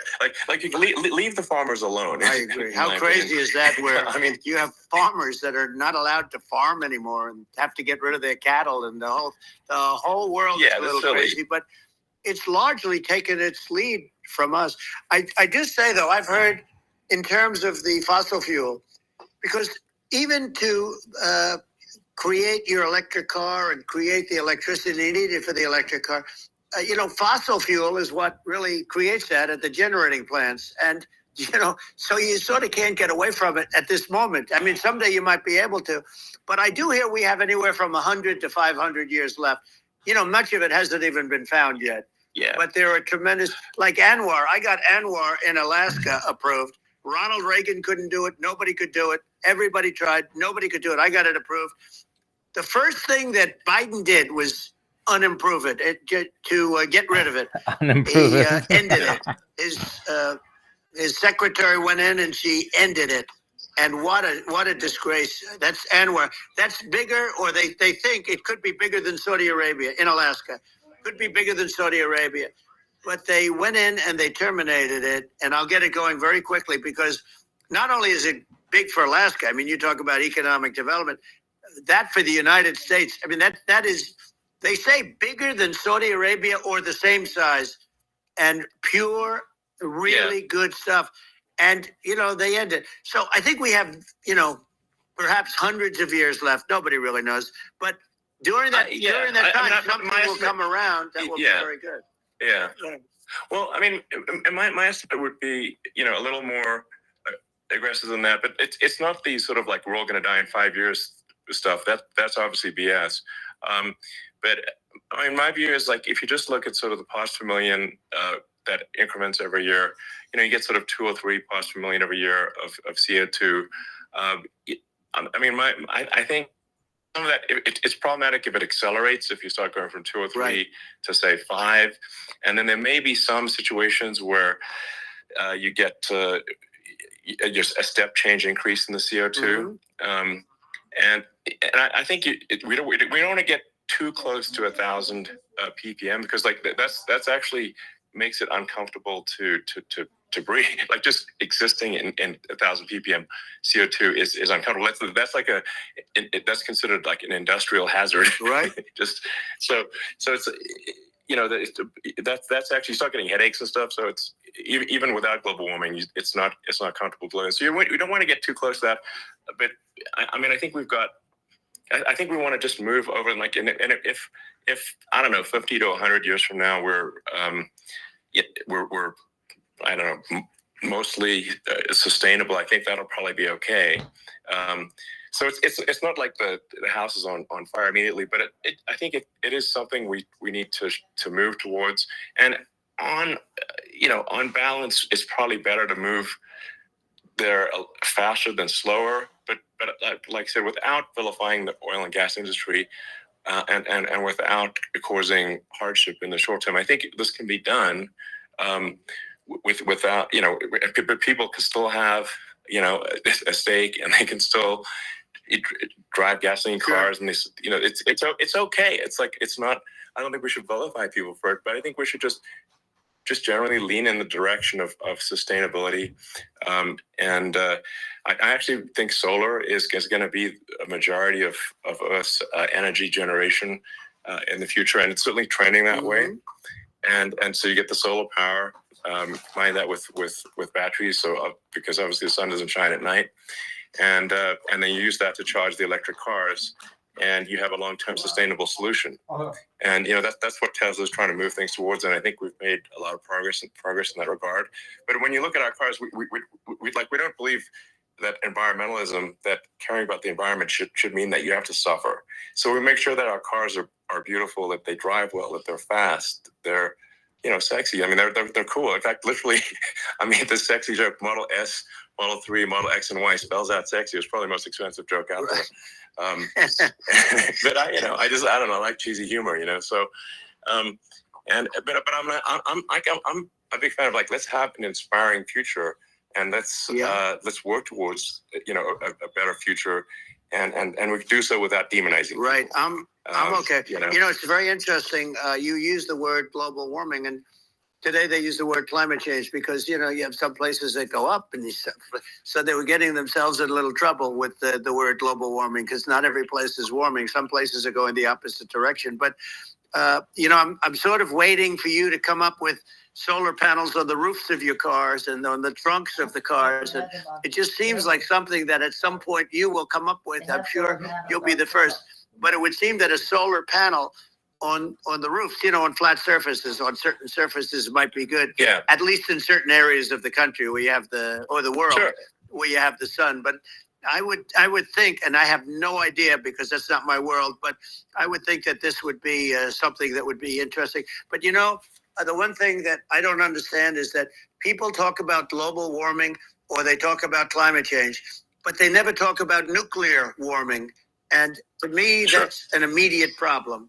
Because you have, as I said, 5 countries where you have major nuclear and probably some others are getting there. And that's very dangerous. That's where you need a strong American president because you don't want to have this proliferation. But you have 5 countries and getting more. China is much less than us right now, but they're going to catch us sooner than people think. They're way lower. Russia and us are number 1, and we're sort of tied. And China is far behind, but they're developing at a level that, you're not surprised to hear very fast. they'll end up catching up. I have to go put a maybe kid to even bed. surpassing. I'll But be to back, me, the but biggest enjoy problem listening. is not I climate apologize. change. I've It's got to be not- back in a second. and everything's a problem, but it's degrees. And To me, Tom's the big Bill problem Tong. is the nuclear power. The power It's of so good. nuclear is so great.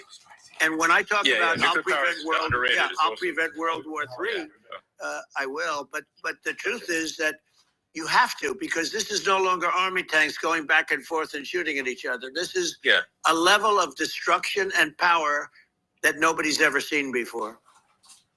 Yeah, and actually, there's the bad side of nuclear, which is a nuclear war, very bad side. But there's also, I think, nuclear electricity generation is underrated. You're right.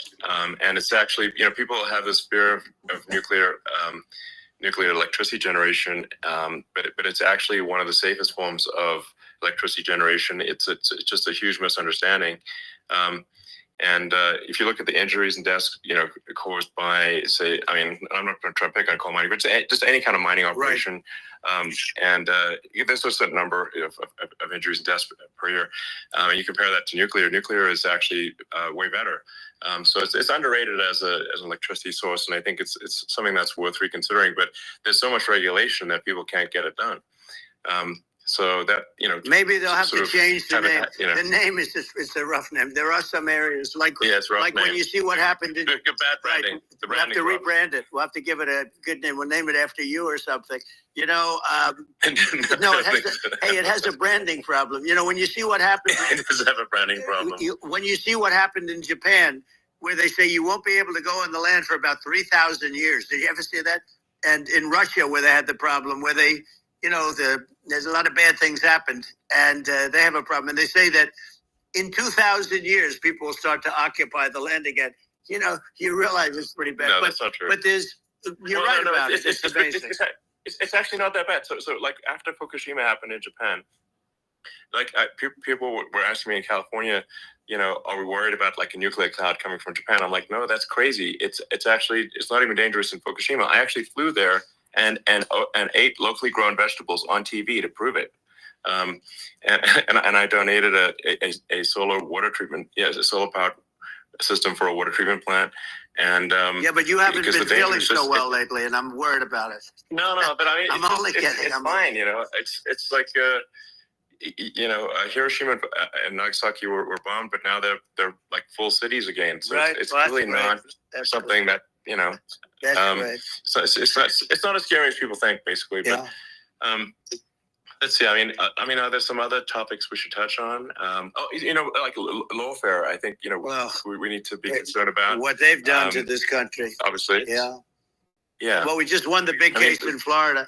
This was a Biden administration did something that's never been done in this country, and that's go after their political opponent, me, with this nonsense and just nonsense. And the big case in Florida we won, but they always pick a judge and a jury, and they use the local DAs, they use the local attorney generals, like Fani, Fani, spelled Fani, Fani, and it's all a big hoax, and it's all run from there, like in Manhattan.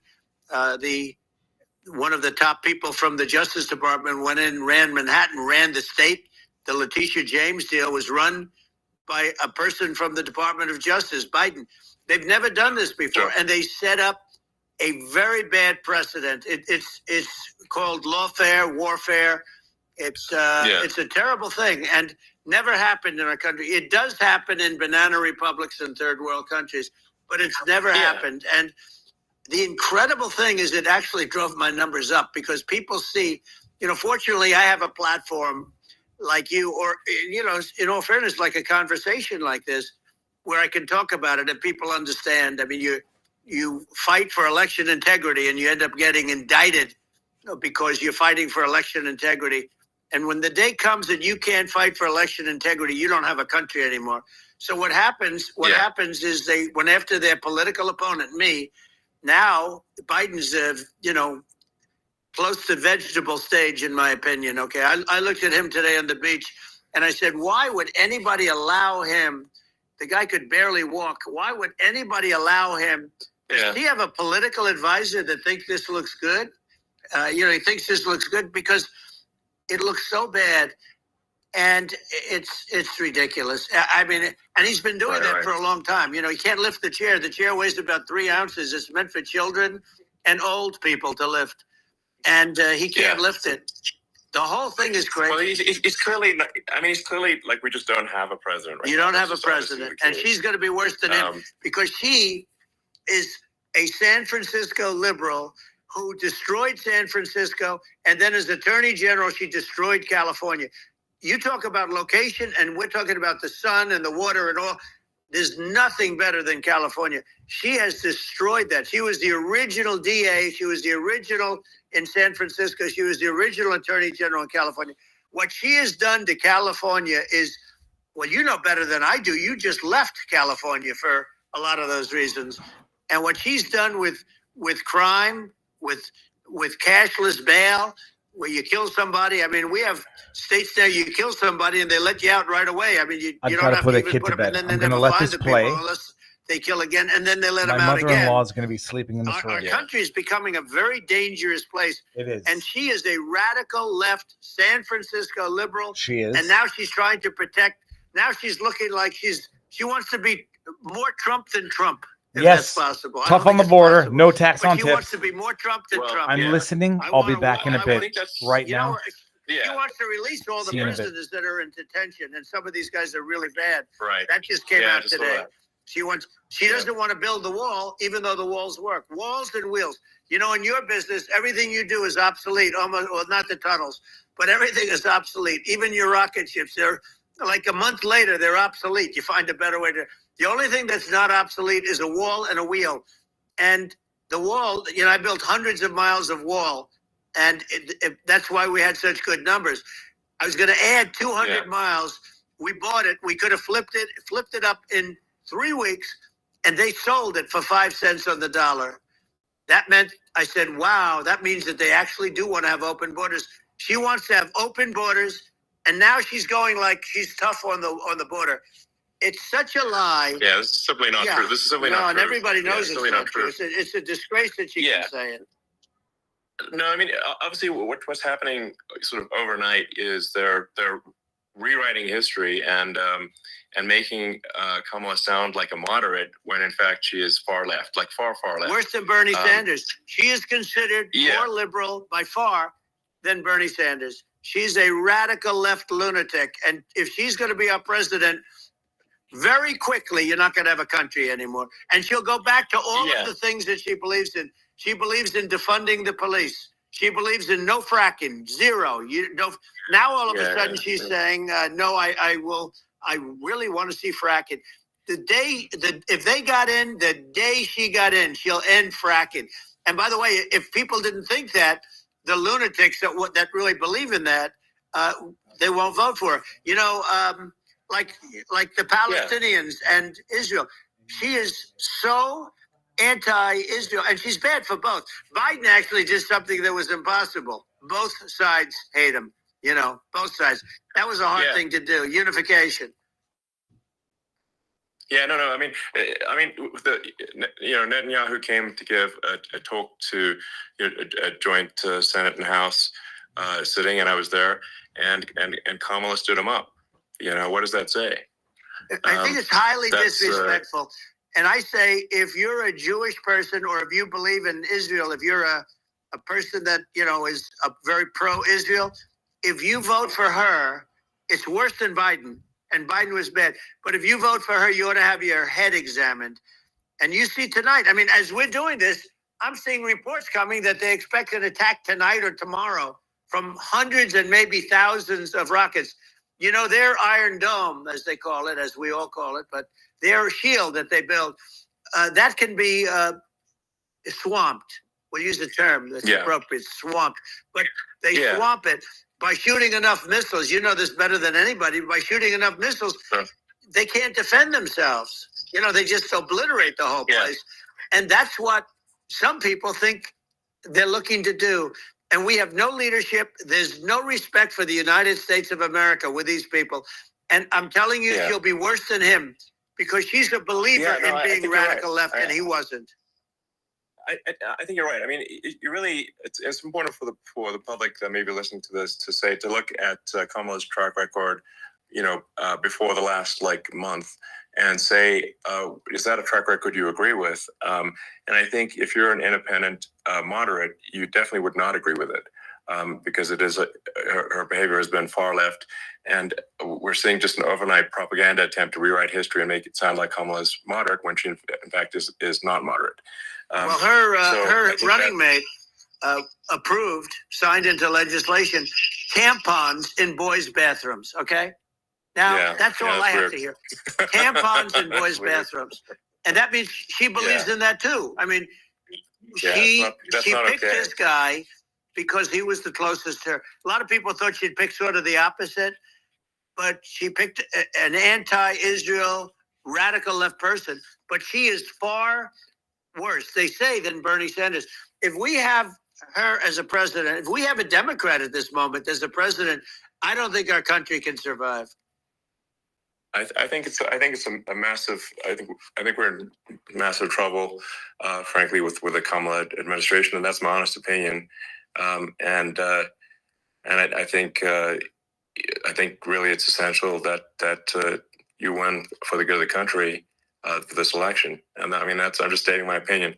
Now, you may have seen this, but I got a letter from the EU Commission, saying, to not have disinformation on during this discussion that we're having, and there's a lot of attempts to do censorship and to force censorship even on Americans from other countries. And what do you think about that? Well, I know the European Union very well. They take great advantage of the United States in trade, as you know. We, through a different forum, NATO, we protect them. And yet, if you build a car in the United States, you can't sell it in Europe. You just can't sell it. It's impossible. The same thing with our farmers. Our farmers find it very difficult to do business. We have a deficit with them of $250 billion, which people don't know. It sounds so nice, the European Union, but let me tell you, they're not as tough as China, but they're bad. And I let them know it. And that's probably why they notified you. No, they don't treat our country well. We defend them, with Ukraine. So we're in for 250 billion and they're in for about 71 billion, and they have the same size. If you add up the European nations that, in terms of an economy, it's about the same size when you say as us. And they're in, and they're in much greater risk. They're right there. We have an ocean separating us from, in this case, the enemy would be Russia. It used to be for the Soviet Union, but let's assume they're close enough. And what happens is they're in for 70-something million. I think even less than that, billion. And we're in for about 250 billion, and it could be a lot higher than that. And I say, why aren't you going to equalize? Why aren't they paying what we're paying? And they're in much more, it's much more important for them because of the fact that, they're right near there. I mean, they're all sort of in that location. We're not. But they should, and I did it with NATO. There were only 7 countries that were paid up in NATO out of 28 at the time. And the United States was the United States was subsidizing NATO, tremendously subsidizing NATO. And I said, I went in and I said, you got to pay up. If you don't pay up, we're not going to defend you any longer. I took a lot of heat, but you know what happened? Billions and billions of dollars came flowing in. And I think a lot of the public isn't aware of the fact that the United States pays a disproportionate share of the NATO expenses. And then we get taken advantage of on trade. So think about it. Well, I mean, the point of NATO is defending Europe, and it's it's like, then okay, well, why is the United States paying disproportionately more to defend Europe than Europe? That doesn't make sense. That's unfair, and that is an appropriate thing to address. Well, when you talk about cost cutting and savings and everything else, I mean, honestly, look, there's nobody that feels worse about the Ukraine situation than I do, because I know it would have never happened. I know Zelensky. He was very honorable to me, because when they went with the Russia hoax, And they said I had a phone call with him. He said it was a perfect phone call. It was a great phone call. He could have grandstanded and, said, oh, he was very threatening. He said, no, it was a very nice phone call. I called him up to congratulate him on his win, and you end up getting impeached because these people are lunatics. I was talking about the difference from the people within and the enemies on the outside. In many cases, the people from within are more dangerous for our country than the Russias and the Chinas.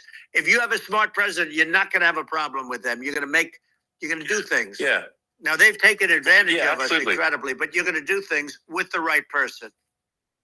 Yeah, well, I think it's obvious that you're a believer and an advocate of free speech, because during your first term as president, you were attacked relentlessly every day, often very unfairly with false attacks, and you didn't try to shut down the media. You didn't try to inhibit their freedom of speech, and I think that says a lot.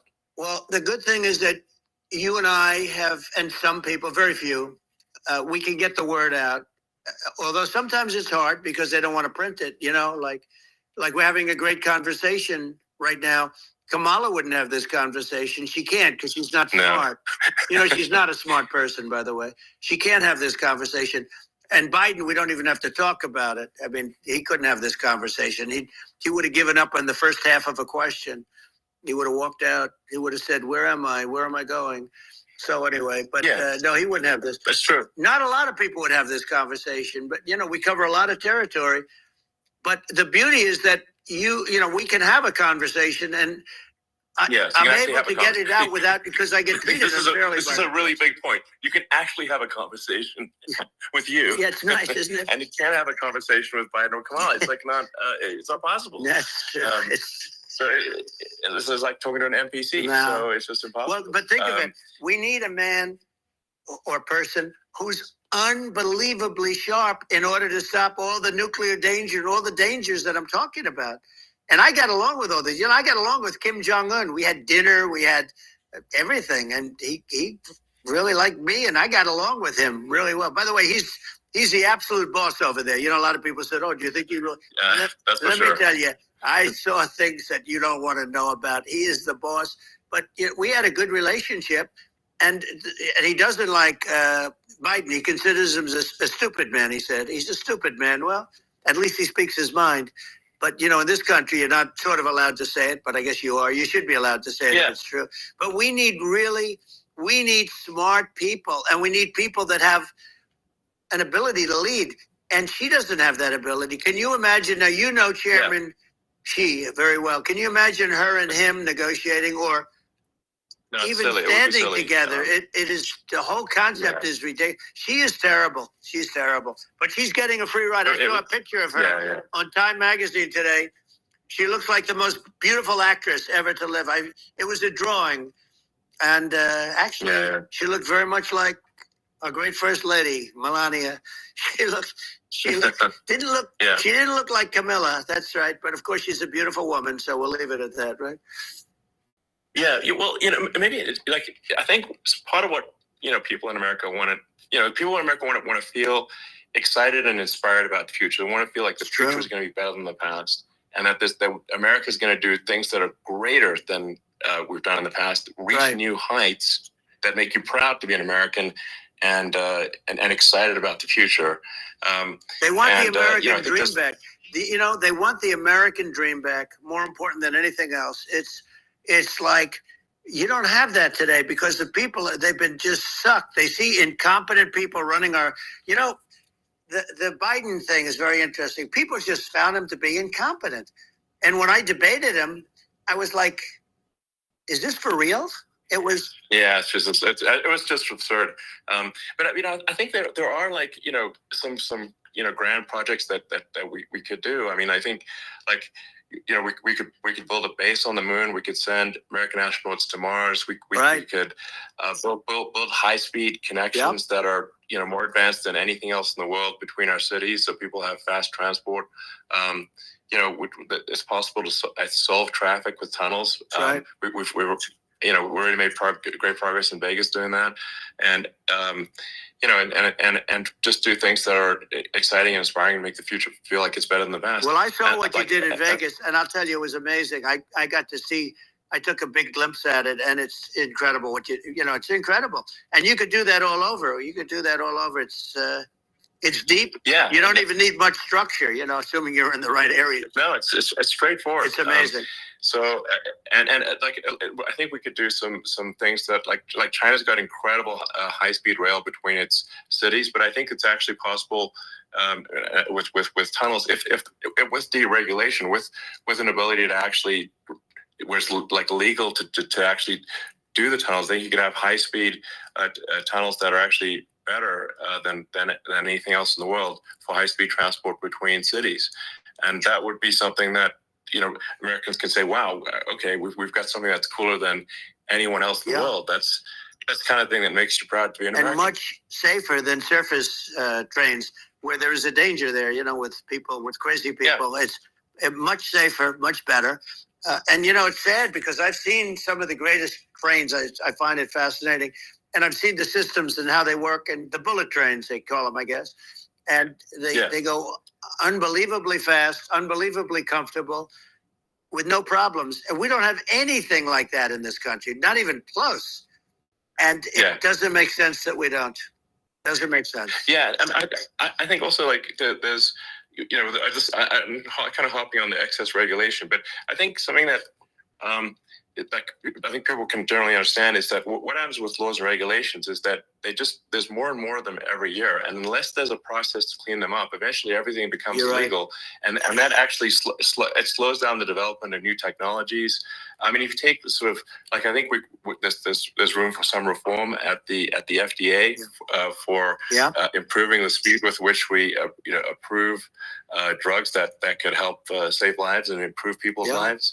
And I worked very hard on that. We got that down to the lowest number ever, and we got therapeutics approved in the FDA that people can't even believe the speed. But I took them on. I don't think they like me too much, but I got things approved in the FDA at numbers that they wouldn't believe. And it's a very bureaucratic group. Actually, it's a fine group of people in many cases. I got to know a lot of them, but I was pushing them really hard for Regeneron, for so many different things that were really pretty amazing. But the FDA takes too long. It's 12 years to get a product approved. I got it down to 4, and I got some things done very quickly. But it's really something that is going to have to be worked on because it takes too long.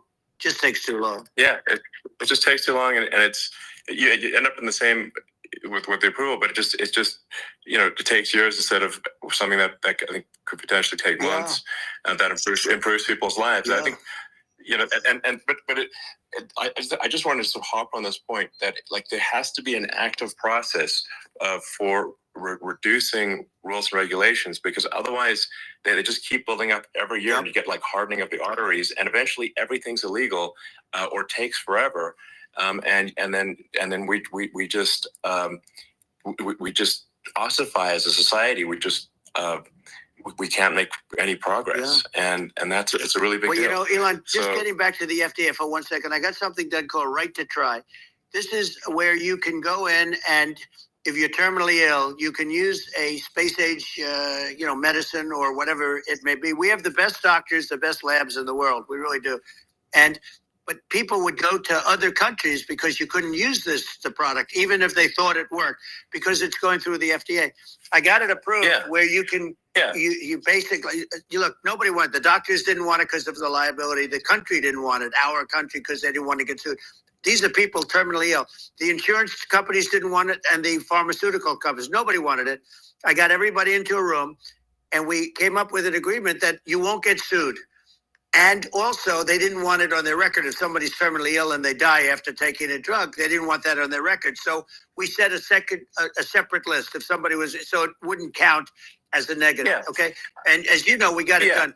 We have saved Right to Try. They've been trying to get this done for 58 years. And it sounds simple, but it wasn't, because, the insurance companies, nobody wanted it, but we got it done. Somebody signs, you sign a document that you're not going to sue the insurance companies, the country. You're not going to sue anybody.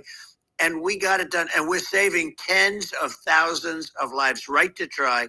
Hopefully you never need it. But if you do, you don't have to travel to Asia. You know, people, if they had money, they go to Asia, they go to Europe. If they don't have money, they go home and die. That's what happened. They'd go home and die. Yeah. Well, I mean, and actually, to give Europe some props here, it's like if a drug is approved in Europe, which has a crazy amount of regulations, it should obviously be approved in the U.S. Yeah. I mean, they get more regulations than we do. So why would a drug be approved in Europe and not in the U.S.? That's crazy. Well, we did it. We did something that really they've been trying to do it for 50 years, and they just couldn't get it done. And I got it done.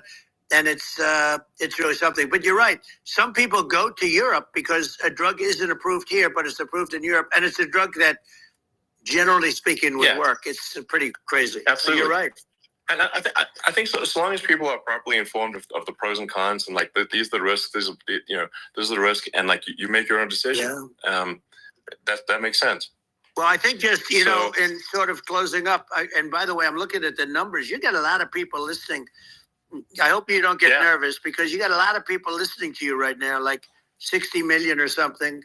What is that number? It's crazy. It's amazing how you can see that right away. How many? What is the number? Wow. What is it?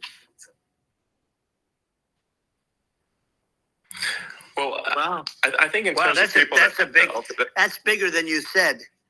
You said 25, and you're much more than double that number, 25 million. I think you're going to be 60 or 70. And I guess over a period of time, hey, I congratulate you. Do I get paid for this or not? Well, I think actually in terms of the number of people that will hear this conversation over the next few days to weeks, it's going to be hundreds. That's what they say. Yeah, that's good. Well, look, it's an honor.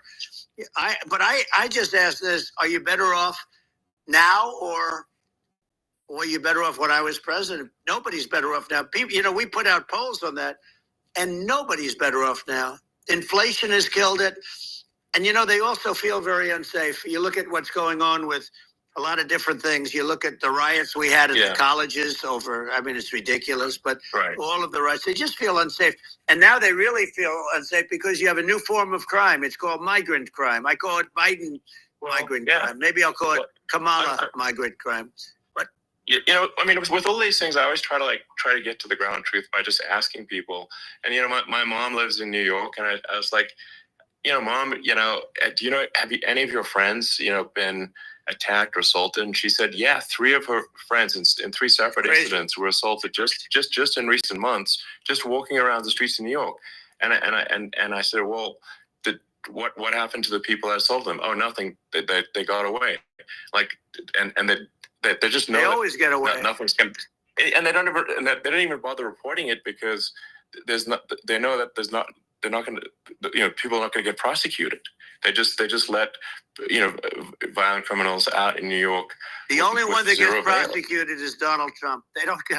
They prosecute Trump. Yeah, I mean, it's just obviously messed up. Oh, it's terrible. If violent criminals are getting off scot-free, and meanwhile the New York spending massive resources prosecuting you, and it's like, what's this? And I think the sort of sensible public looks at this and says, well, what the heck's going on here? This is obviously abuse of the legal system.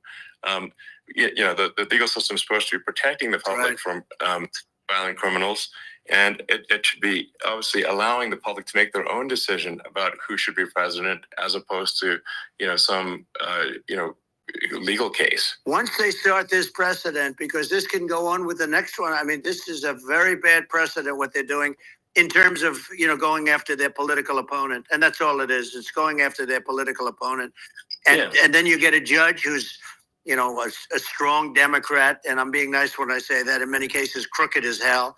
But you get a judge, and you go into an area where a Republican gets 3 or 4% of the vote, and you'll have a jury pool with people that hate Republicans or hate. It could also be the other way, though, because it could start the other way in areas where they hate Democrats, and you get into a Pandora's box. It's a very dangerous thing for this country, and a very dangerous thing even for the state. New York City is losing. New York City and state lose a lot of business over what they did to me, because these people say, we don't want that to happen to us. It's no justice system. You have an unfair system of justice, and it's costing New York State a tremendous amount of money. People are leaving and companies are leaving, and they won't come back. So, all of that stuff is important, but the economy now is the big thing, and we can turn that economy up so fast, and people are going to be back again. We're going to get rid of inflation. I think there's a lot of opportunity. Right, absolutely. So, and I just want I to think, congratulate you. You've done an amazing job. You have definitely got a fertile mind. We can talk. You and I can talk about rockets. It's kind of you to say thank you. Tunnels. We can talk about tunnels and rockets and electric cars. So many things. And now you're into the AI, and that's going to be another beauty, I'll say. So it's an amazing thing you've done, Elon. It's an amazing thing, and I congratulate you. I mean, thank you. And I just say here, here's to an exciting, inspiring future that people can look forward to and be optimistic and excited about what happens next. And that's that kind of future that I think you will bring as president, and that's why I endorse you. Well, I appreciate that. That endorsement meant a lot to me. Not all endorsements mean that much, to be honest. Your endorsement meant a lot. And, we have a phrase, make America great again. It's pretty simple, but it really says that we want to make America great again. And we can do it. We can do it now. But if we were going to suffer another 4 years like we've suffered for the last 4 years, I'm not sure the country can ever come back. That's how bad it is. It's so bad. We have to do a lot of things. I think that's a very real risk. Yeah, it's a big risk. It's a very real risk. Yep. And it's, I'd just like to note to people listening, like I've not been very political before, and if you look at my record, I've actually been, I'm not like some, so they try to paint me as like a far right guy, which is absurd because I like making electric vehicles and solar and batteries, helping them with the environment, and I actually I supported Obama. I stood in line for 6 hours to shake Obama's hand when he was running for president. And what did you learn? So it's not like I'm like some sort of dyed-in-the-wool long-term Republican. I'd call myself, historically a moderate Democrat. But now I feel like we're really at a critical juncture for the country. I think a lot of people thought, the Biden administration would be a moderate administration, but it's not. And obviously, we were just going to see an even further left administration with Kamala. That's my honest opinion. Her dad is literally. She was brought up as an actual. Her dad is a Marxist economist. You can Google it. It's not we're not making this up. That's how she was brought up. So, and we want to have a future that is prosperous. And I think we're just at this critical juncture, and I think this is a case of the America is kind of at a fork in the road, and sure. And I think it will take the path to, like, you are the path to prosperity, and I think Kamala is the opposite. Then that's my honest opinion. I'm gonna get attacked like crazy, and I've also experienced quite a bit of lawfare myself, but I'm just trying to tell people my honest opinion, and I haven't been really active in politics before, and I'm just trying to point out that my track record historically has been moderate, if not moderate, slightly left, and so this is to people out there who are in the moderate camp to say, I think you should support Donald Trump for president, and I think it's actually a very important junction in the road, and we're in deep trouble if it goes the other way. Well, I want to thank you, and I actually always did think of you as somewhat left. I must say that. So it's yeah. Even more of an honor to have your endorsement. I know how strong you feel about it. But, when you think of her, San Francisco, 15 years ago, I had a great friend, Bob Tish. He said it's the greatest city in America. And now it's almost not livable there. And California, likewise. And she was involved in the destruction of San Francisco and the destruction of California. And she will be involved in the destruction of our country if people are so unwise as to elect her. And I hope that doesn't happen. And I hope the elections are going to be run honestly. And they won't be. We're going to turn this country around. We're going to do things and we can do it fairly quickly. And we have to get rid of the criminals that have been, given to us by other countries as they laugh. They laugh at us. They think we're stupid. to accept these people. These are radical, stone cold killers in many cases and terrorists. And they're in our country by the hundreds of thousands. Yeah. And we have to take them out. Yeah, I mean, if I could summarize it, perhaps, I think these are issues that I think most people in America would agree with, which is that we want safe and clean cities, we want secure borders, we want sensible government spending, we want to restore both the perception and reality of respect in the judicial system, just stop the lawfare, and I think that's like, and how are those even right-wing positions? I think those are just that's just common sense, and that's I mean, would you agree with that? 100%.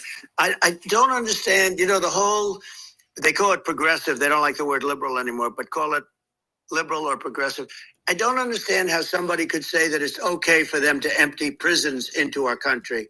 And again, I told you, their crime rates all over the world are going way down, which makes sense. In fact, the next time what we'll do is, if something happens with this election, which would be a horror show, we'll meet the next time in Venezuela, because it'll be a far safer place to meet than our country. Okay, so we'll go, you and I will go, and we'll have a meeting and dinner in Venezuela, because that's what's happening. Their crime rate's coming down and our crime rate's going through the roof. And it's so simple. And you haven't seen anything yet, because these people have come into our country and they're just getting acclimated. And they don't know about being politically correct law enforcement or lack of law enforcement. And our police, I have to just end with this. We have great police. We have great law enforcement, but they're not allowed to do their job. They have to be able to do their job without being destroyed. Well, absolutely. And it's obviously demoralizing if you're a police officer risking your life to arrest violent criminals who could kill you and do kill you sometimes. And then you arrest the violent criminal, and then the DA, doesn't prosecute and just let the guy out. Yeah. Well, then, like, why should a police officer risk their life to arrest a violent felon? Well, even worse, Elon, nothing's going to happen. Even worse, they prosecute the police officer. They go after it and they prosecute the police officer, and they take away his pension. They take away his job. He loses his family. He loses his house. Well, I thought it was very telling, like incredibly telling, that when that was that case where sort of a gang of thugs beat up police officers. I think it was in Times Square in New York, and then nothing happened to those guys. They were let out, zero bail, and I think a bunch of them were given free tickets to California. Well, what is that? I mean, that is a gross indignity against the United States, and that's how. I mean, this is insane. Like, have we lost all pride? How can such a thing be allowed to occur? I've never seen anything. We see where they get shot. It's a very dangerous profession, but something they're very proud of, and they want to be able to do their job. But I've seen them get shot. I've seen a lot of things. But I've never seen where these guys are standing in the middle of a big street, everybody watching them, and they're literally boxing, like punching, stand-up fighting a police officer. There were two of them. And yet about six of these guys, and they're punching the hell out of them. And in their own country, they would be dead if they did that. They'd be shot. Yes. They would be shot instantly. And, they come from these countries, and it's taking them a while to realize that we don't do that in this country. But in their own country, if they stood on a street and had a fight with a police officer, they would be shot. There's no political correctness. And it's such a sad, it's such a sad thing to see. And that's the reason you have crime, by the way, because we don't do anything about it. Yeah, we just cannot have a situation where our police officers are beaten up on camera by a gang of illegal immigrants, and then nothing happens to the guys that beat up the cops. I mean, and they're let out. This is unacceptable. Well, we're going to change it, and we're going to get them out of the country. When I first got involved, they said you couldn't get them back to these countries. You couldn't take them back. In the case of Guatemala, Honduras, El Salvador, some others, you couldn't get them back. And I said, really? Oh, you can't get them back? Because under Obama, he couldn't get them back. They'd fly them in, and they'd put planes on the runways in these countries so you couldn't land a plane. They'd bring them back. And the generals told me, sir, we can't bring them back. The countries won't accept MS-13 gang members. They won't accept them. And I said, really, how much do we pay these various countries in terms of economic aid, which is also somewhat ridiculous? And the answer was $750 million. I said, good. Tell them they're in default. They're delinquent. We're not paying them anymore because they won't accept it. And you know what happened? They all called me, every one of them. They said, we would be honored to take them back, sir. We would be honored. It was so easy. But it's one of those things. And we got them back. We took in so many, the MS-13 is probably the worst gangs in the world. They're the most vicious, violent. We took them out of here by the thousands and got them out of here. And their countries took them back. And because I said, you're not getting any more economic aid. And once I said that, they were nice. They wouldn't take them back for Obama. They wouldn't take them back for anybody.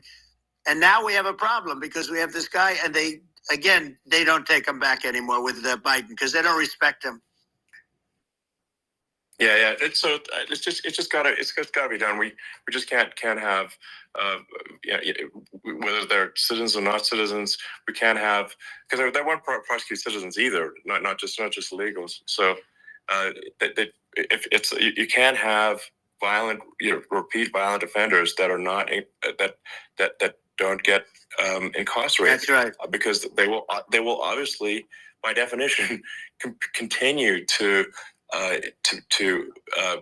hurt people. And I think where part of this comes from is that there's I do sort of consider myself liberal in some ways. I mean, it's just that you want to have empathy for people. Obviously, you want to have empathy for people. I totally agree with that. You want to have empathy, but you also have to have empathy for the victims of the criminals. And if you just have empathy for the criminals, it's actually shallow empathy. It's not real. You're not thinking. You have one layer deep empathy. You got to say, like, what if you don't incarcerate this person? Who are they going to hurt? Who are they might kill someone. They might rape someone. If you don't incarcerate them, you have to have empathy for the victims. And there's a lack of empathy for the victims. Suicidal empathy. And too much empathy for the criminals. It doesn't make sense. That's why you want to have deep empathy for society as a whole, not shallow empathy for criminals. Right. And we have to give our police officers the dignity and the respect that they deserve. They need. And we have to let them do their job. They can do a great job, but we have to let them do their job. And if we don't do that, it's going to all disappear. There's never been a society like this where you're allowed to do anything you want and nothing happens. And I'm talking about violent crime. And it's going to get more violent because these are really, really violent people. And we're going to get them out of our country, and we're going to get them back to because they were sent here by the presidents and by the various people that run those countries. And I know every one of those guys. And they're smart people, and they're streetwise people. And they really think that the USA is stupid. They think we're run by stupid people, and they happen to be right. But when I was there, we had no problem. We got them out. We took out thousands of MS-13 gang members. We brought them back. And now, again, it's the same old story. We don't do it. And they actually gave them a big increase in aid. They raised it up to billions of dollars, and they get nothing for it. So, I hope everybody's going to vote for Trump, and we're going to get this country straight. Yeah. And I didn't need this. I didn't need this. I had a very nice life. I didn't need to go through court systems and go through all the other stuff and run at the same time. I have to run. I have to go through fake trials with, in some cases, corrupt judges, totally corrupt judges. I didn't need it. I had a nice life. I have great locations. I have beautiful oceans that I have places. But I felt it was important. And if I had to do it over again, you probably think I'm crazy for doing it, actually. But if I had to do it over again, I would have done it over again, because this is so much more important than me or my life. We're going to save this country. This country is going down. And these people are bad people that we're running against, and they're liars. They make statements. They do things that are so bad. They say they're going to make a strong border. They say they've been great on the border, and they've been the worst in history. Liars. They say they're going to stop crime. Right? The facts speak for themselves. It's so incredible. Speak for themselves. Like it's got to the point where people just don't even bother reporting crime in a lot of cities because they know nothing is going to happen. That's what I hear anecdotally from people all the time. It's just my values. I'm just saying to people out there, like the things I think are important for the future is, like, we've got to have safe cities, we've got to have secure borders, we've got to have sensible spending, and we've got to have deregulation, and so we can have a prosperous future. And then we want to have some exciting, sort of moonshot projects that people can get fired up about. Cure cancer, like Biden. That's the future I'm looking for. And I'm pro environment, but I'm not against. I'm not like, I don't think we should vilify the oil and gas industry, because they're keeping civilization going right now. And but I do think we want to move, a reasonable speed towards a sustainable energy economy. Those are my values, and I think, and so I mean that's why I'm supporting you for president. Well, so. I appreciate it. We're going to give incentive to I companies think to Joe come Rogan's into our going to country, change not to leave tune our soon. country. We're going to be giving tremendous incentives. We want companies to build here, not to build in other locations, and we want to create jobs. And again, it's about the American dream. You don't hear about the American dream anymore, Elon. You don't hear. You're the American dream in the truest sense, but you don't hear about the American dream anymore, and you're going to hear about it. People, they need that incentive to go out and do it, and they're going to love their lives. I mean, they're going to look forward to getting up in the morning and going to a job that they love, not a job that they can't stand, or not any job at all where they have no money, where they literally have no money, and then they end up with violence and lots of other problems. No, we're going to do some great things, and I learned a lot in the first. We had a great economy and all of that. We rebuilt the military. We did so much, but I also learned the best people. I learned the good people, the smart people, the dumb people, the people that can do things. The people, you learn. When I first came in, I tell people I was in Washington, D.C. only 17 times, according to the fake news media. I was in 17 times. I never stayed over. And you don't know people. You rely on other people to give you names, and then you realize the people you relied on weren't so good. Now, we had great people, but we also had some where I wouldn't have, used them had I known. Now I know everybody.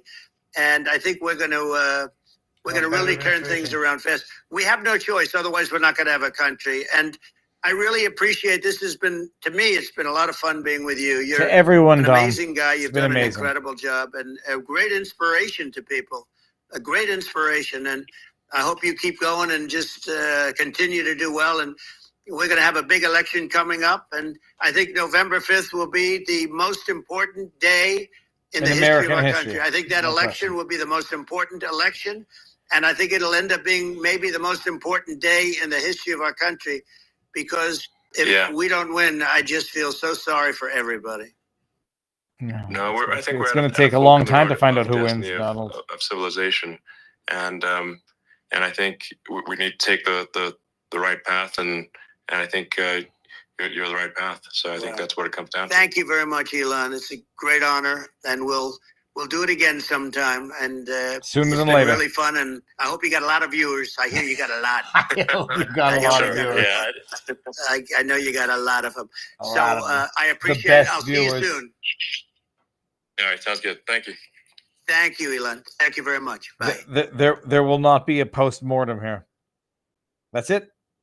So I hope everyone who is watching, I hope everyone who couldn't get it, if they couldn't log on, the Twitter space has ended. What do I do? Do I go, hold on one second. Let me just see here. Do I go with, I'm going to go with that one right there. Oh, yeah. I'm very happy. with it. Thanks for your feedback. You're responsible to help improve Twitter spaces. I hope everyone who could not get in on Twitter was able to see that. I'm going to leave it up, and I hope the audio was good. I mean, just so you know, like I had my iPhone balanced on a neuro brain freaking whatever this thing was, like this. Like this is what you were looking at the whole night into the phone. My mother-in-law, I will not take a picture of her. She wants to go to bed. She's sleeping right in front of me in my home studio, our home studio. My wife, number one neuroscientist in all of Kazakhstan. Right. Say hi. Say hi. Good night. Good night. We're going to say good night. Good night. That was fun. She doesn't know the mic is over here. She said good night. Okay. I think I got everybody. Let me just see. There were a few donations. Viva here, the last one here that I think I didn't bring up. Viva, I'm watching from Australia. Love your show, but can't watch live all the time. I'm happy that you were able to escape tyrannical Canada. I'm going to probably seeking asylum in Russia. I swore at somebody on Twitter. Who is the person? Stevens_Ben, who has now blocked me. Because Stevens_Ben. Oh, I can actually share it. Hold on. Now that we're not, I'm going to share this. I'm a bad man. I'm swearing. That's it. I'm swearing. Yeah. This guy says, it's we the people, not we the corn. See, I can if I go like that, it's we the people, not we the corn. To which I said, F you and wait until you have no corn to eat, AH. Those are all swear words. I said the words. Then he blocked me, of course. Everybody wants to judge fly over America, middle America, the one that actually produces the food for New York, LA, Chicago, Detroit, and the other SHITHOLESs of cities. That was amazing. Okay, I'll be live at 12:30. 12:30 is my new time slot on the interwebs. 12:30 daily. I see something. I gotta go walk a dog. I gotta go squeeze pee-pee out of Pudge. Thanks, sir, says Menbase1. 12:30 tomorrow. My mother-in-law is here for another couple of days. I'm gonna go for a bike ride with my wife tomorrow. But that's it. Luckily, I think we got this out. I think everyone found their link into the Twitter space by the time I finally got it. But for those who didn't, I hope this was useful. Sorry about the backdrop that you were listening to the entire time. And now I'm going to go walk a dog. So good night, 12:30, Monday through Friday. Viva Fry, vivabarneslaw.locals.com. Barnes was doing a bourbon with Barnes tonight. You might want to go check that out. Thanks, President Trump's. Hold on, what does this say? Thanks, President Trump's were audio system defect. President Trump's S's. Oh, he doesn't have an S. He doesn't have a lisp, by the way. I have the exact same thing. It's compression on the mic on the phone. And it makes it sound like you're saying instead of S's. So, dude, how long did he go for? Well, how long have we been going for? 2 hours? Yeah, just cool. I'd love to see Kamala Harris do a 2-hour Twitter space with Elon. Love to see it. Okay. Go. Enjoy the night. I'm going to go walk the dog. And I will see you tomorrow, 12:30, Monday through Friday. Thursday. Viva Fry. VivaBarnesLaw.locals.com. Go. Good night. See you tomorrow.